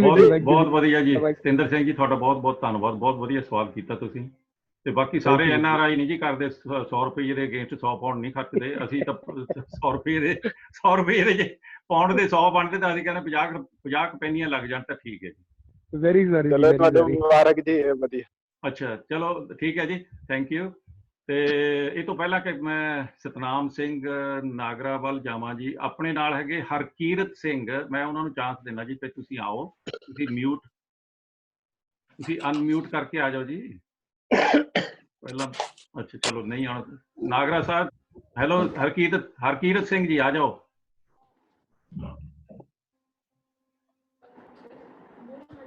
ਹਾਂਜੀ ਬੋਲੋ। ਨਹੀਂ ਜੀ ਮੈਨੂੰ ਲੱਗਦਾ ਸ਼ਾਇਦ ਨਹੀਂ। ਤੁਸੀਂ ਆ ਜਾਓ ਨਾਗਰਾ ਸਾਹਿਬ। ਵਾਹਿਗੁਰੂ ਜੀ ਕਾ ਖਾਲਸਾ, ਵਾਹਿਗੁਰੂ ਜੀ ਗਿਆਨੀ ਜੀ। ਵਾਹਿਗੁਰੂ ਜੀ ਕਾ ਖਾਲਸਾ ਜੀ ਫਤਿਹ ਜੀ। ਮੇਰਾ ਬਸ ਥੋੜਾ ਜਿਹਾ ਇੱਕ ਉਦਾਂ ਕੁਐਸਚਨ ਹੈ, ਉਦਾਂ ਮੇਰੀ ਸੁਝਾਅ ਹੈ ਜੀ। ਆਪਾਂ ਜਿੱਦਾਂ ਗੁਰੂ ਗ੍ਰੰਥ ਸਾਹਿਬ ਦਾ ਪਾਠ ਅਖੰਡ ਪਾਠ ਰੱਖਦੇ ਹਾਂ, 3 ਦਿਨ ਰੱਖਦੇ ਹਾਂ, 48 ਆਵਰ ਦੇ ਵਿੱਚ ਆਪਾਂ ਉਹਨੂੰ ਪੂਰਨ ਕਰਦੇ ਹਾਂ। ਤੇ ਰਾਤ ਨੂੰ ਗਿਆਨੀ ਜੀ ਇਕੱਲੇ ਹੀ ਹੁੰਦੇ ਆ, ਉਹੀ ਪਾਠ ਕਰਦੇ, ਕੁਝ ਸੰਗਤ ਸੁਣਨ ਵਾਲੀ ਨਹੀਂ ਹੁੰਦੀ। ਤੇ ਜਿਸ ਕਰਕੇ ਜੀ ਆਪਾਂ ਜੇ ਸਹਿਜ ਪਾਠ ਹੀ ਰੱਖਿਆ ਜਾਵੇ, ਦਿਨੇ ਸੰਗਤ ਆਉਂਦੀ ਜਾਂਦੀ ਹੈ ਤੇ ਨਾਲੇ ਸੁਣ ਸਕਦੀ ਹੈ ਤੇ ਨਾਲੇ ਉਹਦੇ ਵਿੱਚ ਲਾਹਾ ਵੀ ਲੈ ਸਕਦੀ ਹੈ ਤੇ ਨਾਲੇ ਸਹਿਜੇ ਹੋਊਗਾ ਤੇ ਨਾਲੇ ਬਹੁਤ ਟਾਈਮ ਦੀ ਕੋਈ ਪਾਬੰਦੀ ਨਹੀਂ ਹੋਊਗੀ। ਕੀ ਖਿਆਲ ਜੀ ਤੁਹਾਡਾ? ਥੋੜਾ ਇੱਕ ਮਿੰਟ ਜੀ, ਤੁਹਾਡਾ ਗਾਹਾਂ ਸਵਾਲ ਗਾਹਾਂ ਕਰਨ ਤੋਂ ਪਹਿਲਾਂ ਮੈਂ ਨਾਲ ਇੱਕ ਹੋਰ ਐਡੀਸ਼ਨ ਕਰ ਦਿਆਂ ਜੀ ਮਨਿੰਦਰਪਾਲ ਸਿੰਘ ਜੀ ਨੂੰ, ਕਿ ਸਤਨਾਮ ਸਿੰਘ ਜੀ ਦਾ ਸਵਾਲ ਵੀ ਠੀਕ ਹੈ, ਉਹਦੇ ਨਾਲ ਮੇਰਾ ਵੀ ਨਾਲ ਐਡ ਕਰ ਦਿਓ। ਉਹ ਹੈਗਾ ਕਿ ਜਿਹੜੀ ਅਖੰਡ ਪਾਠ ਦੀ ਜਿਹੜੀ ਪ੍ਰਥਾ ਸਾਡੇ ਵਿੱਚ ਇਸ ਵੇਲੇ ਸ਼ਾਮਲ ਆ, ਇਹ ਕਦੋਂ ਸ਼ੁਰੂ ਹੋਈ ਸੀ ਜੀ? ਹਾਂਜੀ ਹਾਂਜੀ, ਬੜਾ ਪਿਆਰਾ ਤੁਸੀਂ ਜਿਹੜੀ ਗੱਲ ਕੀਤੀ ਹੈ ਕਿ ਵਾਕਈ ਸਹਿਜ ਪਾਠ ਦਾ ਇੱਕ ਰੂਪ ਹੈ ਸਿੱਖ ਨੂੰ, ਔਰ ਸਾਰਾ ਕੁਝ ਜਿਹੜੀ ਅਖੰਡ ਪਾਠ ਸਾਹਿਬ ਦੀ ਕੁਝ ਇਤਿਹਾਸਕ ਰੂਪ ਵਿੱਚ ਆਪਾਂ ਪੜ੍ਹਦੇ ਹਾਂ। ਇੱਕ ਮਜਬੂਰੀ ਬਸ ਹੋ ਕੇ ਕੋਈ ਸਮਾਂ ਐਸਾ ਆਇਆ ਸਿੱਖੀ ਉੱਤੇ ਜਦੋਂ ਸਿੱਖ ਜੰਗਲਾਂ ਵਿੱਚ ਰਹੇ, ਲੰਮਾ ਸਮਾਂ ਜਿਹੜਾ ਪੀਰੀਅਡ ਜਿਹੜਾ ਜੰਗਲਾਂ ਵਿੱਚ ਬਤੀਤ ਕੀਤਾ, ਤੇ ਉਸ ਵੇਲੇ ਕਈ ਇਤਿਹਾਸਕਾਰਾਂ ਨੇ ਇਸ ਗੱਲ ਨੂੰ ਲਿਖਿਆ ਵੀ ਉਦੋਂ ਸਿੱਖਾਂ ਨੇ ਗੁਰੂ ਗ੍ਰੰਥ ਸਾਹਿਬ ਮਹਾਰਾਜ ਸੱਚੇ ਪਾਤਸ਼ਾਹ ਜੀ ਦੀ ਬਾਣੀ ਸੰਪੂਰਨ ਰੂਪ ਵਿੱਚ ਪੜ੍ਹਨ ਲਈ ਨਿਰੰਤਰ, ਕਿ ਤਾਂ ਜੋ ਉਹਨਾਂ ਸਮਾਂ ਤੇ ਹੈ ਨਹੀਂ ਇੱਕ ਜਗ੍ਹਾ ਰਹਿ ਕੇ ਟਾਈਮ ਜਿਹੜਾ ਬਤੀਤ ਕਰ ਸਕਣ, ਬਹੁਤ ਸ਼ਾਰਟ ਸਮਾਂ ਮਿਲਦਾ ਸੀ, ਉਦੋਂ ਇਕੱਠੇ ਹੋ ਕੇ ਗੁਰੂ ਗ੍ਰੰਥ ਸਾਹਿਬ ਮਹਾਰਾਜ ਜੀ ਦੀ ਬਾਣੀ ਦਾ ਪਾਠ ਕਰ ਲੈਣਾ। ਪਰ ਉਹ ਇੱਕ ਮਜਬੂਰੀ ਬਸ ਸੀ, ਵਕਤ ਦੀ ਜ਼ਰੂਰਤ ਸੀ, ਜਿਹੜੀ ਅੱਜ ਸਾਡੇ ਕੋਲ ਉਹ ਜ਼ਰੂਰਤ ਨਹੀਂ ਹੈ। ਔਰ ਗੁਰਬਾਣੀ ਵਾਰ-ਵਾਰ ਤੁਹਾਨੂੰ ਕਹਿ ਰਹੀ, ਹਰ ਕਾ ਬਿਲੋਵਨਾ ਬਿਲੋਵੋ ਮੇਰੇ ਭਾਈ, ਆਪਣਾ ਸਹਿਜ ਪਾਠ ਖੁਦ ਕਰੋ, ਸਭ ਤੋਂ ਬੈਸਟ ਹੈ। ਦੂਜੇ ਨੰਬਰ ਤੇ ਜੇ ਨਹੀਂ ਕਰ ਸਕਦੇ, ਸਿੱਖੋ ਚੰਗੇ ਪਾਠੀ ਕੋਲੋਂ ਬਹਿ ਕੇ ਘਰ ਵਿੱਚ ਤੁਸੀਂ ਘੰਟਾ 2 ਘੰਟਾ ਜਿੰਨਾ ਚਿਰ ਬੈਠ ਸਕਦੇ ਹੋ, ਉਹਦੇ ਅਰਥ ਉਹਦੀ ਵਿਚਾਰਧਾਰਾ ਨੂੰ ਸਮਝਣ ਦੀ ਕੋਸ਼ਿਸ਼ ਕੀਤੀ ਜਾਏ। ਸਭ ਤੋਂ ਉੱਤਮ ਢੰਗ ਇਹ ਹੈ। ਥੈਂਕ ਯੂ ਜੀ, ਬਹੁਤ ਮਿਹਰਬਾਨੀ। ਮੈਂ ਇਹ ਤੋਂ ਪਹਿਲਾਂ ਕਿ ਮੈਂ ਨਰਿੰਦਰ ਸਿੰਘ ਜੱਸਲ ਨੂੰ ਕਹਾਂ ਜੀ, ਅੱਗੇ ਨਿਰਮਲ ਸਿੰਘ ਜੀ ਤੁਸੀਂ ਰੈਡੀ ਹੈ ਜੀ? ਨਰਿੰਦਰ ਸਿੰਘ ਜੱਸਲ ਤੁਸੀਂ ਆਓ ਜੀ। ਮੇਰਾ ਸਵਾਲ ਇਹ ਹੈ ਜੀ ਕਿ ਆਪਣੇ ਸਿੱਖ ਧਰਮ ਦੇ ਵਿੱਚ ਲਿਟਰੇਚਰ ਤੇ ਕਰਮਕਾਂਡਾਂ ਦੇ ਪਾਬੰਦੀ ਕਿਉਂ ਨਹੀਂ ਹੈ? ਆਪਣੀ ਕਿਸੇ ਸੰਸਥਾ ਨੂੰ, ਤੁਹਾਡੀ ਆਵਾਜ਼ ਨਹੀਂ ਆਈ, ਦੁਬਾਰਾ ਰਿਪੀਟ ਕਰਿਓ। ਹੈਲੋ, ਕੁਐਸਚਨ ਇਹ ਹੈ ਜੀ, ਆਪਣੇ ਸਿੱਖ ਧਰਮ ਦੇ ਵਿੱਚ ਜਿਹੜਾ ਗਲਤ ਲਿਟਰੇਚਰ ਤੇ ਕਰਮਕਾਂਡਾਂ ਦੇ ਵਿੱਚ ਗਲਤ ਕਰਮਕਾਂਡ ਸ਼ੁਰੂ ਹੋਏ ਹੈ, ਉਹਨਾਂ ਤੇ ਪਾਬੰਦੀ ਕਿਉਂ ਨਹੀਂ ਹੈ? ਤੇ ਆਪਣੇ ਇਹ ਬੜਾ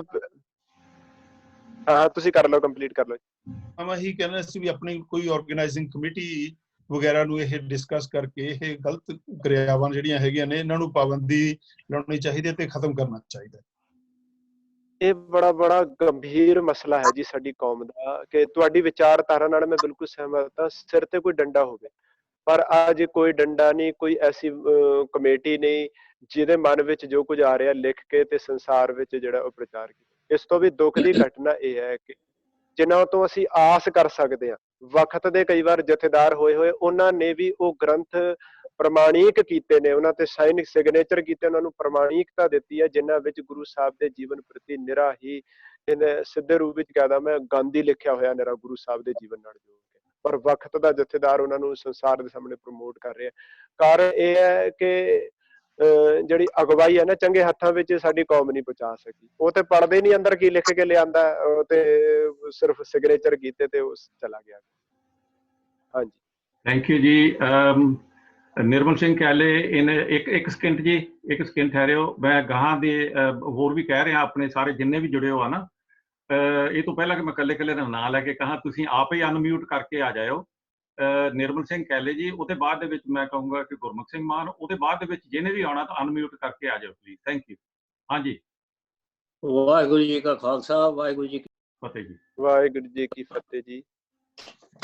मेरा एक सवाल भी समझो या सजेशन है या तो मैं कुछ नॉलेज लेनी है कि जिन्ने भी राग 31 रागां दे विच ते पहला 30 रागां विच जेह्ड़ा बाणी लिखी गई है, ये रागां दी इंपॉर्टेंस भी बहुत है।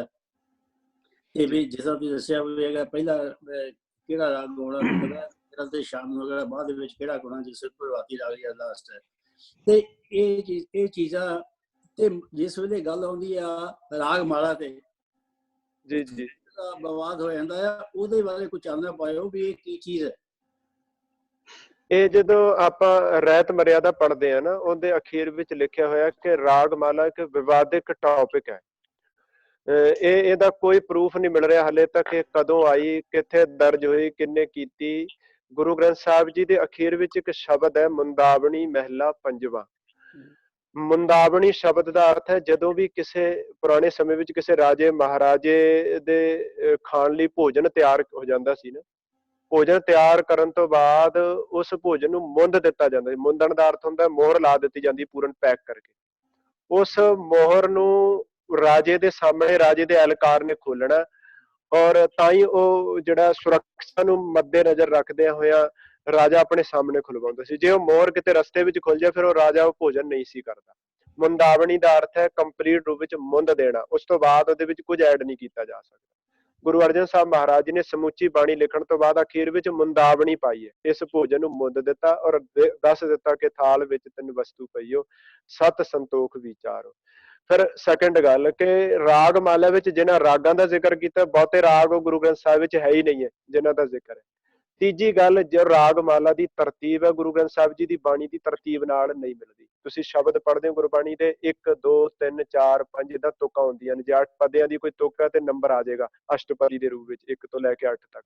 ਪਰ ਰਾਗ ਮਾਲਾ ਦੇ ਤੁਸੀਂ ਪੜ੍ਹੋਗੇ ਤਾਂ 1 1 1 1 1 1 ਲਿਖਿਆ ਹੋਣਾ, ਉੱਥੇ ਕੋਈ ਤਰਤੀਬ ਨਹੀਂ ਚੱਲਦੀ। ਅਗਲੀ ਗੱਲ ਹੈ ਕਿ ਜਿਸ ਵੀ ਗੁਰੂ ਜਾਂ ਭਗਤ ਦੀ ਬਾਣੀ ਕੋਈ ਵੀ ਗੁਰੂ ਗ੍ਰੰਥ ਸਾਹਿਬ ਵਿੱਚ ਸ਼ੁਰੂ ਹੋਈ ਹੈ ਤਾਂ ਉਹਦੇ ਉੱਪਰ ਹੈਡਿੰਗ ਆਇਆ, ਪ੍ਰੋਪਰ ਲਿਖਿਆ ਹੋਇਆ ਆਇਆ ਜਿਹੜਾ ਕਿ ਭਗਤ ਦੀ ਬਾਣੀ ਹੈ, ਕਿਹੜੇ ਭਗਤ ਦੀ ਹੈ ਜਾਂ ਗੁਰੂ ਸਾਹਿਬ ਦੀ ਬਾਣੀ। ਰਾਗ ਮਾਲਾ ਉੱਤੇ ਕੋਈ ਸਿਰਲੇਖ ਨਹੀਂ। ਇਹ ਸਾਰੀਆਂ ਗੱਲਾਂ ਕਿਤੇ ਨਾ ਕਿਤੇ ਇੱਕ ਜਿਹੜਾ ਉਹ ਵਿਚਾਰ ਦਾ ਵਿਸ਼ਾ ਹਨ। ਇਸੇ ਕਰਕੇ ਯਾਨੀ ਜੀ ਆਪਣੇ ਅਕਾਲ ਤਖਤ ਤੇ ਨਹੀਂ ਪੜ੍ਹ ਹੁੰਦੀ ਰਾਗ ਮਾਲਾ। ਹਾਂ, ਦਰਬਾਰ ਸਾਹਿਬ ਦੀ ਹੁੰਦੀ, ਅਕਾਲ ਤਖਤ ਤੇ ਨਹੀਂ ਪੜ੍ਹੀ ਜਾਂਦੀ। ਅਖੰਡ ਕੀਰਤਨ ਜਥੇ ਵਾਲੇ ਨਹੀਂ ਪੜ੍ਹਦੇ। ਹਾਂਜੀ ਪ੍ਰਧਾਨ ਸਾਹਿਬ ਤੁਸੀਂ ਕਰ ਲਓ ਗੱਲ। ਮੈਂ ਇਹਦੇ ਨਾਲ ਆਪਣੇ ਹੋਰ ਸੀਗਾ ਜਿਸ ਤਰ੍ਹਾਂ ਤੁਸੀਂ ਮਦਾਵਣੀ ਮਰਦਾ ਜਿਹੜਾ ਨਾ, ਜੇ ਅਖੀਰ ਤੇ ਮੋਹ ਲਾਤੀ ਹੈ ਤੇ ਬਾਅਦ ਦੇ ਵਿੱਚ ਨਵੇਂ ਪਾਤਸ਼ਾਹ ਦੀ ਬਾਣੀ ਐਡ ਕੀਤੀ ਆ ਤੇ ਉੱਤੇ ਮੋਹ ਦਾ ਕੀ ਮਤਲਬ ਹੈ?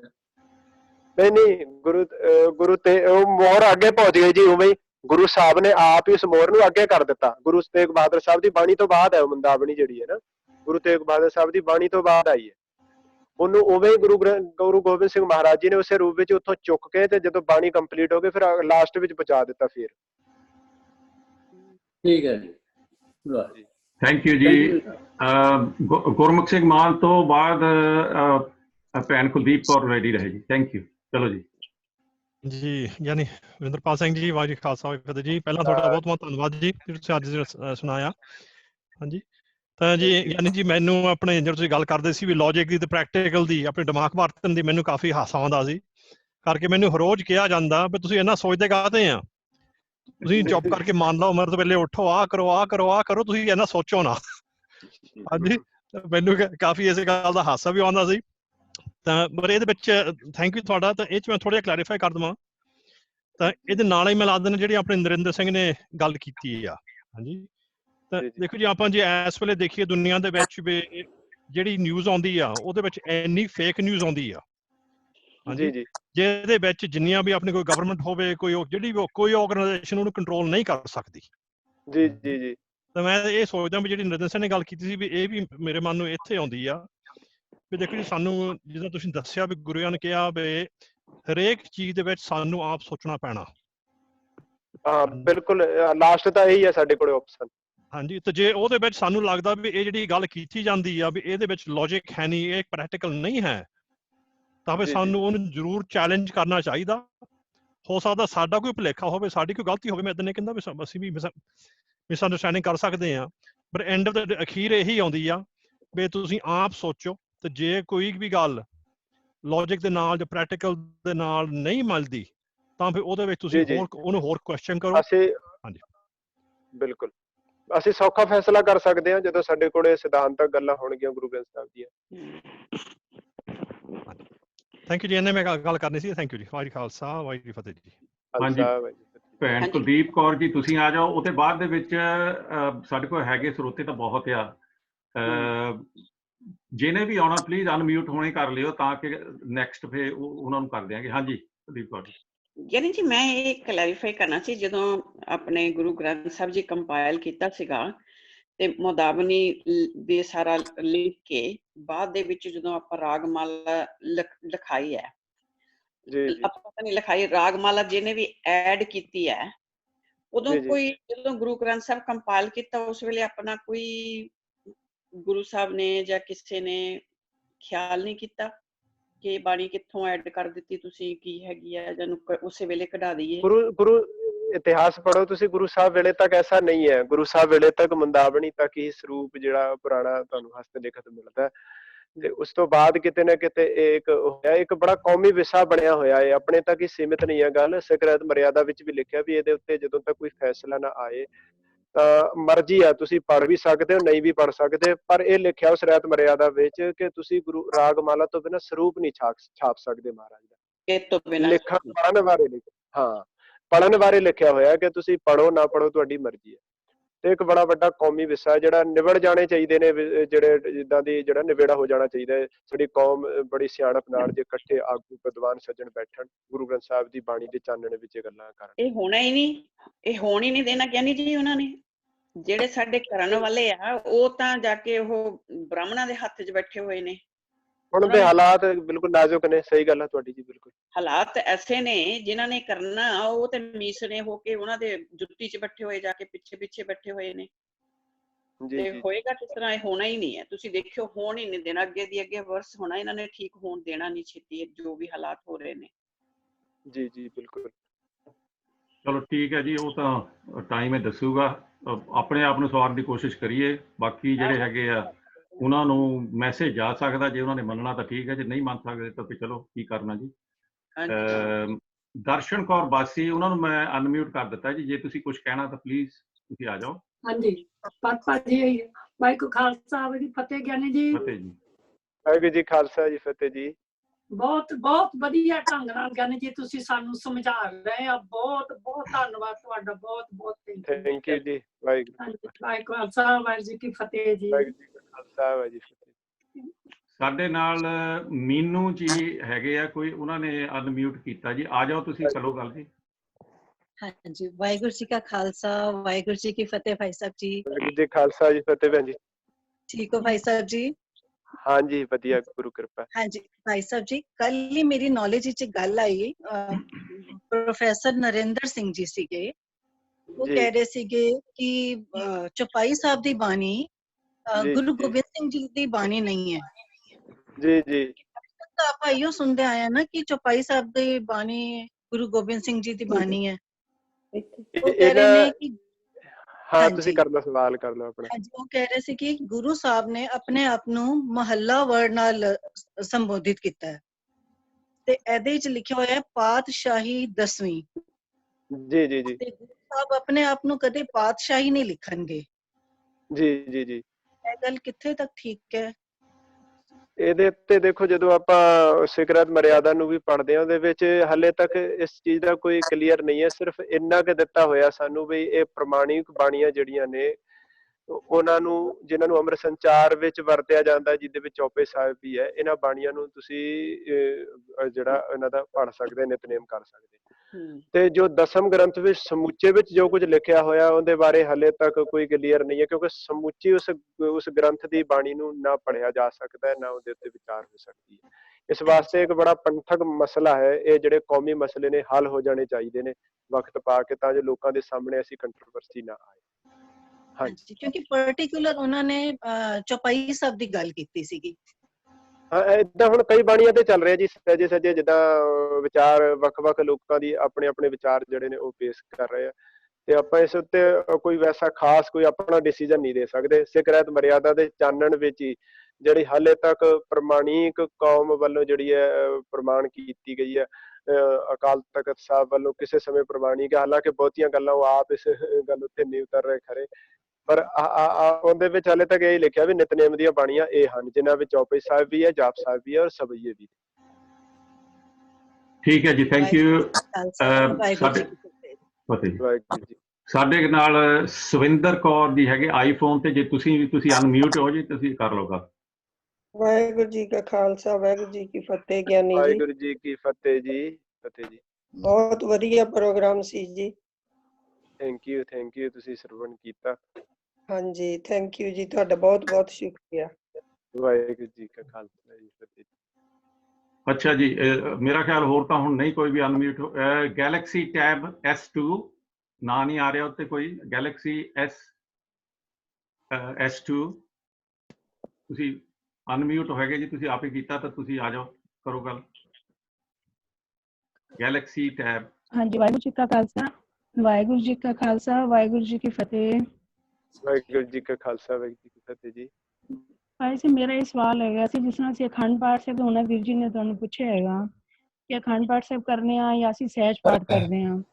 ਅਗਰ ਇਨਸਾਨ ਦੁਨੀਆ ਤੋਂ ਹੀ ਚਲਾ ਜਾਂਦਾ ਹੈ, ਉਹਦੇ ਪਿੱਛੇ ਪਾਠ ਕੀਤੇ ਜਾਂਦੇ ਨੇ, ਅਖੰਡ ਸਾਹਿਬ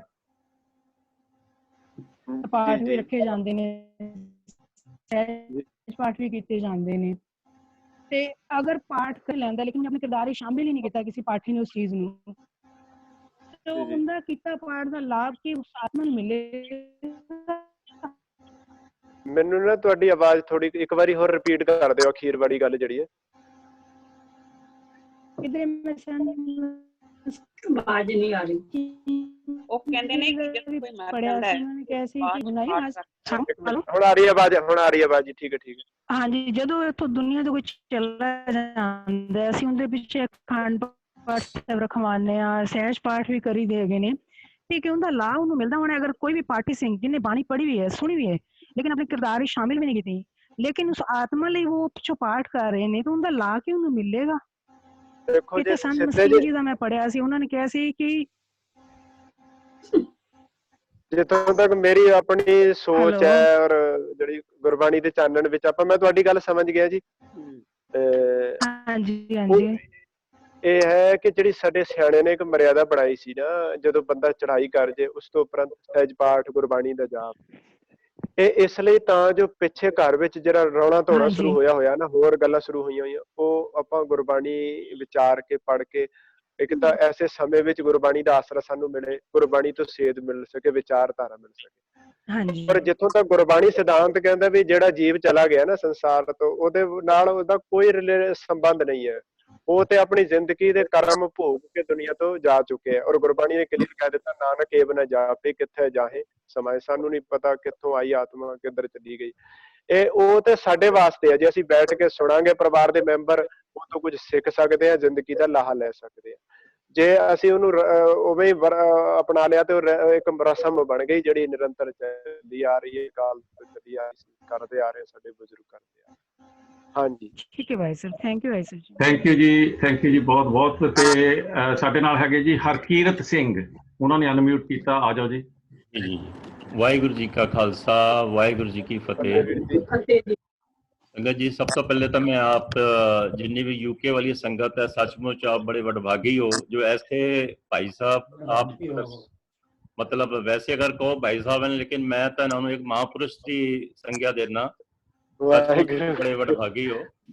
और मेरा एक सवाल है भाई साहब कि नॉर्मली ਅਸੀਂ ਦੇਖਿਆ ਅਕਸਰ ਦੇਖਿਆ ਕਿ ਜਦੋਂ ਅਸੀਂ ਗੁਰਦੁਆਰੇ ਬੈਠੇ ਹੁੰਦੇ ਆ, ਸੰਗਤ satsang ਸੁਣ ਰਹੇ ਹੁੰਦੇ ਆ, ਕਥਾ ਸੁਣ ਰਹੇ ਹੁੰਦੇ ਆ ਜਾਂ ਕੀਰਤਨ ਸੁਣ ਰਹੇ ਹੁੰਦੇ, ਉਸ ਟਾਈਮ ਮਾਈਂਡ, ਉਸ ਟਾਈਮ ਦਿਮਾਗ ਸਾਡਾ ਇੰਨਾ ਤ੍ਰਿਪਤ ਹੋ ਜਾਂਦਾ ਹੈ ਕਿ ਅਸੀਂ ਸੋਚਦੇ ਹਾਂ ਕਿ ਅਸੀਂ ਅੱਜ ਤੋਂ ਬਾਅਦ ਸਿਰਫ ਅਸੀਂ ਗੁਰੂ ਦੇ ਹੀ ਲੜ ਲੱਗਾਂਗੇ। ਲੇਕਿਨ ਜਿਵੇਂ ਹੀ ਅਸੀਂ ਗੁਰਦੁਆਰੇ ਤੋਂ ਬਾਹਰ ਆਉਂਦੇ ਆ, ਜਿਵੇਂ ਹੀ ਅਸੀਂ ਗੁਰਦੁਆਰੇ ਦੀ ਤਹਿਸੀਲ ਬਾਹਰ ਪਾਰ ਕਰਦੇ ਆ, ਸਾਡਾ ਮਨ ਚੇਂਜ ਕਿਉਂ ਹੋ ਜਾਂਦਾ ਹੈ? ਇਹਦਾ ਕਾਰਨ ਕੀ ਹੈ? ਲੇਕਿਨ ਕਈ ਵਾਰੀ ਅਸੀਂ ਸੋਚਿਆ ਹੈ, ਕਈ ਵਾਰੀ ਆਪਣਾ ਦਿਮਾਗ ਉਸ ਪਾਸੇ ਲਗਾਉਂਦੇ ਆ, ਲੇਕਿਨ ਫਿਰ ਮਤਲਬ ਮਾਈਂਡ ਚੇਂਜ ਹੋ ਜਾਂਦਾ, ਐਸਾ ਕਿਉਂ ਹੁੰਦਾ? ਇਹ ਇੱਕ ਜੀਵਨ ਦਾ ਵਿਵਹਾਰ ਹੈ ਜੀ ਮਨੁੱਖ ਦਾ। ਮੈਂ ਕਈ ਵਾਰੀ ਬੇਨਤੀ ਕਰਦਾ ਵੀ 3 ਪ੍ਰਕਾਰ ਦੀ ਬੁੱਧ ਹੈ ਬੰਦੇ ਦੀ, ਜਿਹਨੂੰ ਸਿਆਣਿਆਂ ਨੇ ਬੜੇ ਅੱਛੇ ਸ਼ਬਦਾਂ ਵਿੱਚ ਬਿਆਨ ਕੀਤਾ। ਸਭ ਤੋਂ ਪਹਿਲੀ ਬੁੱਧ ਹੈ ਜਿਹੜੀ ਨਮਦਾ ਬੁੱਧ ਜਿਹਨੂੰ ਕਹਿੰਦੇ। ਨਮਦਾ ਦਾ ਅਰਥ ਹੁੰਦਾ ਰਬੜ।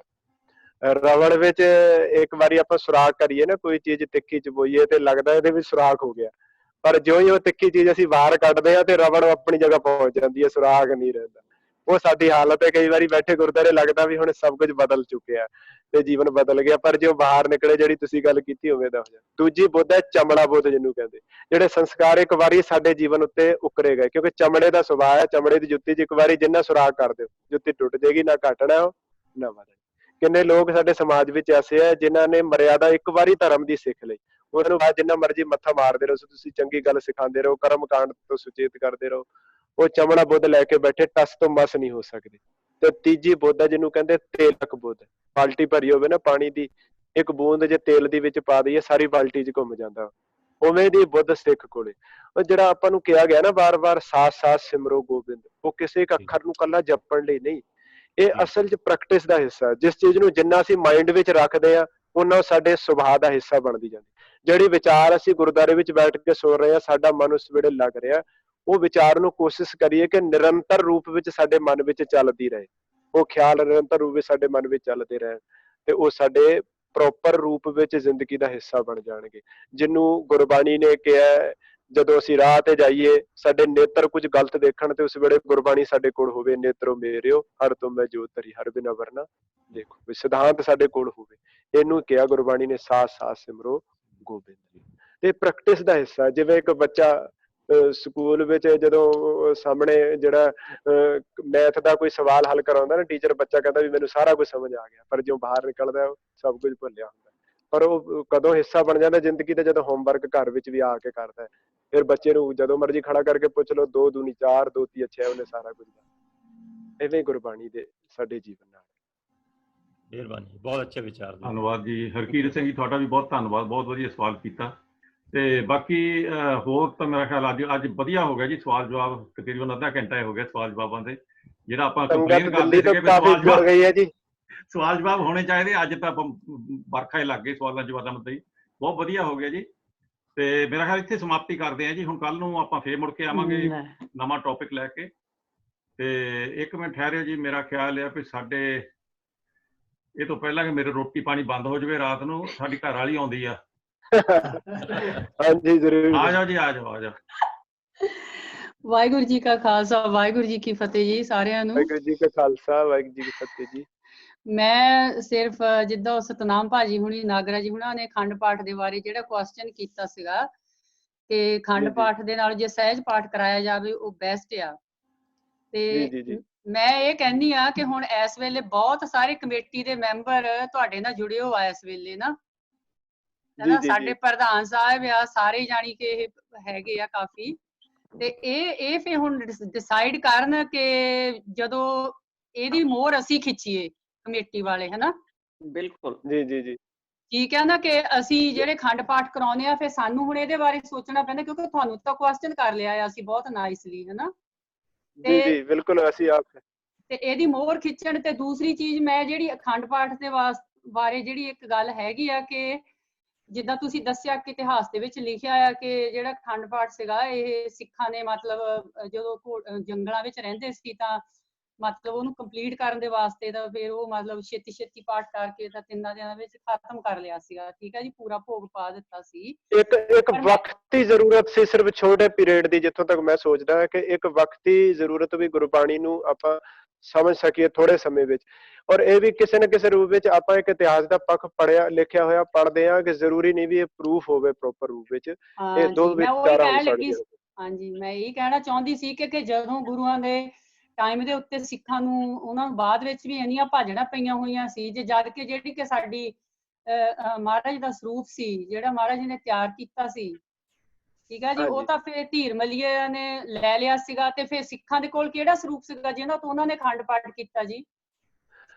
ਇਸ ਗੱਲ ਦਾ ਤੇ ਆਨਸਰ ਆਪਾਂ ਕਰ ਸਕਦੇ ਹਾਂ, ਗੁਰੂ ਸਾਹਿਬ ਵੇੜੇ ਹੀ ਕਈ ਉਤਾਰੇ ਹੋ ਚੁੱਕੇ ਜੀ। ਗੁਰੂ ਅਰਜਨ ਸਾਹਿਬ ਮਹਾਰਾਜ ਵੇੜੇ ਕਈ ਉਤਾਰੇ ਹੋ ਗਏ ਸਨ ਗੁਰੂ ਗ੍ਰੰਥ ਸਾਹਿਬ ਜੀ ਦੇ, ਔਰ ਚਾਹੀਦੇ ਵੀ ਸੀ ਜਿਹੜੇ ਸਿੱਖਾਂ ਤੱਕ ਪਹੁੰਚਾਏ ਜਾ ਸਕਣ ਸਰੂਪ। ਤੇ ਇਹ ਇੱਕ ਉਹ ਦੂਜਾ ਉਹ ਇਤਿਹਾਸ ਵਿੱਚ ਲਿਖੀ ਹੋਈ ਘਟਨਾ ਜੇ ਉਸ ਰੂਪ ਵਿੱਚ ਹੈ ਵੀ ਤਾਂ ਉਹਦਾ ਇਹਦੇ ਨਾਲ ਕੋਈ ਬਹੁਤਾ ਸੰਬੰਧ ਨਹੀਂ ਵੀ ਕਿ ਤੁਹਾਨੂੰ ਮਰਿਆਦਾ ਦੇ ਗਏ ਤੁਸੀਂ ਅਖੰਡ ਪਾਠ ਕਰਨਾ ਹੈ। ਜੇ ਉਹਨਾਂ ਕੀਤਾ ਵੀ ਤੇ ਇੱਕ ਬੜੀ ਮਜਬੂਰੀ ਜਾਂ ਕਿਸੇ ਲੋੜ ਮੁਤਾਬਕ ਵਕਤੀ ਤੌਰ ਤੇ। ਬਾਕੀ ਗੁਰੂ ਸਾਹਿਬ ਦੀ ਬਾਣੀ ਤਾਂ ਵਾਰ-ਵਾਰ ਇਹ ਕਹਿ ਰਹੀ ਹੈ, ਹਰ ਕਾ ਬਿਲੋਵ ਨਾ ਬਿਲੋਵੋ ਮੇਰੇ ਭਾਈ, ਸਹਿਜ ਬਿਲੋਵੋ ਜੈਸੇ ਤਤ ਨਾ ਜਾਈ। ਬੜੇ ਪਿਆਰ ਨਾਲ ਤੁਸੀਂ ਆਪ ਬਾਣੀ ਨੂੰ ਪੜ੍ਹੋ, ਇੱਕ ਇੱਕ ਅੱਖਰ ਨੂੰ ਪੜ੍ਹੋ, ਤੇ ਕੋਈ ਬੰਦਿਸ਼ ਨਹੀਂ ਹੈ ਸਮੇਂ ਦੀ ਨਹੀਂ। ਔਰ ਰਹਿਤ ਮਰਿਆਦਾ ਵਿੱਚ ਅਖੰਡ ਪਾਠ ਲਈ ਵੀ ਇਹ ਲਿਖਿਆ ਵੀ ਜ਼ਰੂਰੀ ਨਹੀਂ ਤੁਸੀਂ 48 ਘੰਟੇ ਜੀ ਉਹਦਾ ਭੋਗ ਪਾ ਕੇ ਉੱਠਣਾ। ਉਹ ਤੇ ਇੱਕ ਲੰਮਾ ਸਮਾਂ ਹੋ ਸਕਦਾ ਹੈ। ਤੇ ਵੈਸੇ ਗੁਰੂ ਕਾਲ ਵੇਲੇ ਤੋਂ ਕੋਈ ਅਖੰਡ ਪਾਠ ਦੀ ਅਸੀਂ ਮਰਿਆਦਾ ਨਹੀਂ ਰਹੀ ਸਿੱਖੀ ਵਿੱਚ। ਥੈਂਕ ਯੂ ਜੀ, ਬਸ ਇਹੀ ਸੀ। ਠੀਕ ਹੈ ਜੀ, ਥੈਂਕ ਯੂ ਵੈਰੀ ਮਚ। ਸਭ ਦਾ ਬਹੁਤ ਬਹੁਤ ਧੰਨਵਾਦ, ਸਾਰੀਆਂ ਸੰਗਤਾਂ ਦਾ ਬਹੁਤ ਧੰਨਵਾਦ। ਅਸੀਂ ਨਰਿੰਦਰ ਸਿੰਘ ਜੱਸਲ ਫਿਲਹਾਲ ਇੱਕ ਮਿੰਟ ਠਹਿਰੋ ਜੀ, ਤੁਸੀਂ ਅਨਮਿਊਟ ਕਰਕੇ ਆਓ ਜੀ। ਹਾਂਜੀ, ਕਰੋ ਅਨਮਿਊਟ। ਹਜੇ ਮੇਰਾ ਮਤਲਬ ਇਹੀ ਸੀਗਾ ਜਿਹੜਾ ਹੁਣ ਅਖੰਡ ਪਾਠ ਦਾ ਹੈਗਾ ਨਾ, ਇਹ ਸਿਰਫ ਰੀਸ ਹੀ ਹੈਗੀ ਹੈ ਵੀ ਉਹਨੇ ਕਰਾਇਆ ਤੇ ਮੈਂ ਵੀ ਕਰਾਉਣਾ ਹੈਗਾ। ਤੇ ਇਹਦੇ ਵਿੱਚੋਂ ਮੇਰਾ ਖਿਆਲ ਸਮਝ ਤਾਂ ਕਿਸੇ ਨੂੰ ਘੱਟ ਹੀ ਪੈਂਦੀ ਹੋਣੀ ਹੈ। Not at all. ਬਿਲਕੁਲ ਬਿਲਕੁਲ ਸਹੀ ਗੱਲ ਹੈ ਜੀ ਤੁਹਾਡੀ। ਤੇ ਇਹ ਸਿਰਫ ਇਹ ਗੁਰਦੁਆਰਾ ਸਾਹਿਬ ਜੇ ਅਸੂਲ ਬਣਾ ਲੈਣ ਵੀ ਅਸੀਂ ਇੱਕ ਮਤਲਬ ਇਹੀ ਮਰਿਆਦਾ ਦੇ ਉੱਤੇ ਚੱਲਾਂਗੇ ਤਾਂ ਹੋ ਸਕਦਾ। ਠੀਕ ਹੈ ਜੀ, ਨਰਿੰਦਰ ਸਿੰਘ ਜੀ ਆਪ ਜੀ ਦਾ ਬਹੁਤ ਬਹੁਤ ਧੰਨਵਾਦ। ਇੱਥੇ ਆਪਾਂ ਸਮਾਪਤੀ ਕਰਦੇ ਜੀ, ਹੁਣ ਕਾਫੀ ਟਾਈਮ ਹੋ ਗਿਆ, ਹੁਣ ਤਾਂ ਤਕਰੀਬਨ 4 ਵੱਜਣੇ ਵਾਲੇ ਆ। ਤੇ ਆਪਾਂ ਕੱਲ ਨੂੰ ਇਸੇ ਟਾਈਮ ਤੇ ਕੱਲ ਆਪਾਂ ਨੂੰ 2 ਵਜੇ ਆਪਾਂ ਸ਼ੁਰੂ ਕਰ ਦਈਦਾ। ਕੱਲ ਨੂੰ 2 ਵਜੇ ਆਪਾਂ ਫੇਰ ਮੁੜ ਕੇ ਇੱਥੇ ਆਵਾਂਗੇ ਨਵਾਂ ਟੌਪਿਕ ਲੈ ਕੇ ਗਿਆਨੀ ਉਹਨਾਂ ਦੇ ਨਾਲ। ਤੇ ਉਸ ਤੱਕ ਸਾਨੂੰ ਦਿਓ ਇਜਾਜ਼ਤ। ਤੇ ਵਾਹਿਗੁਰੂ ਜੀ ਕਾ ਖਾਲਸਾ, ਵਾਹਿਗੁਰੂ ਜੀ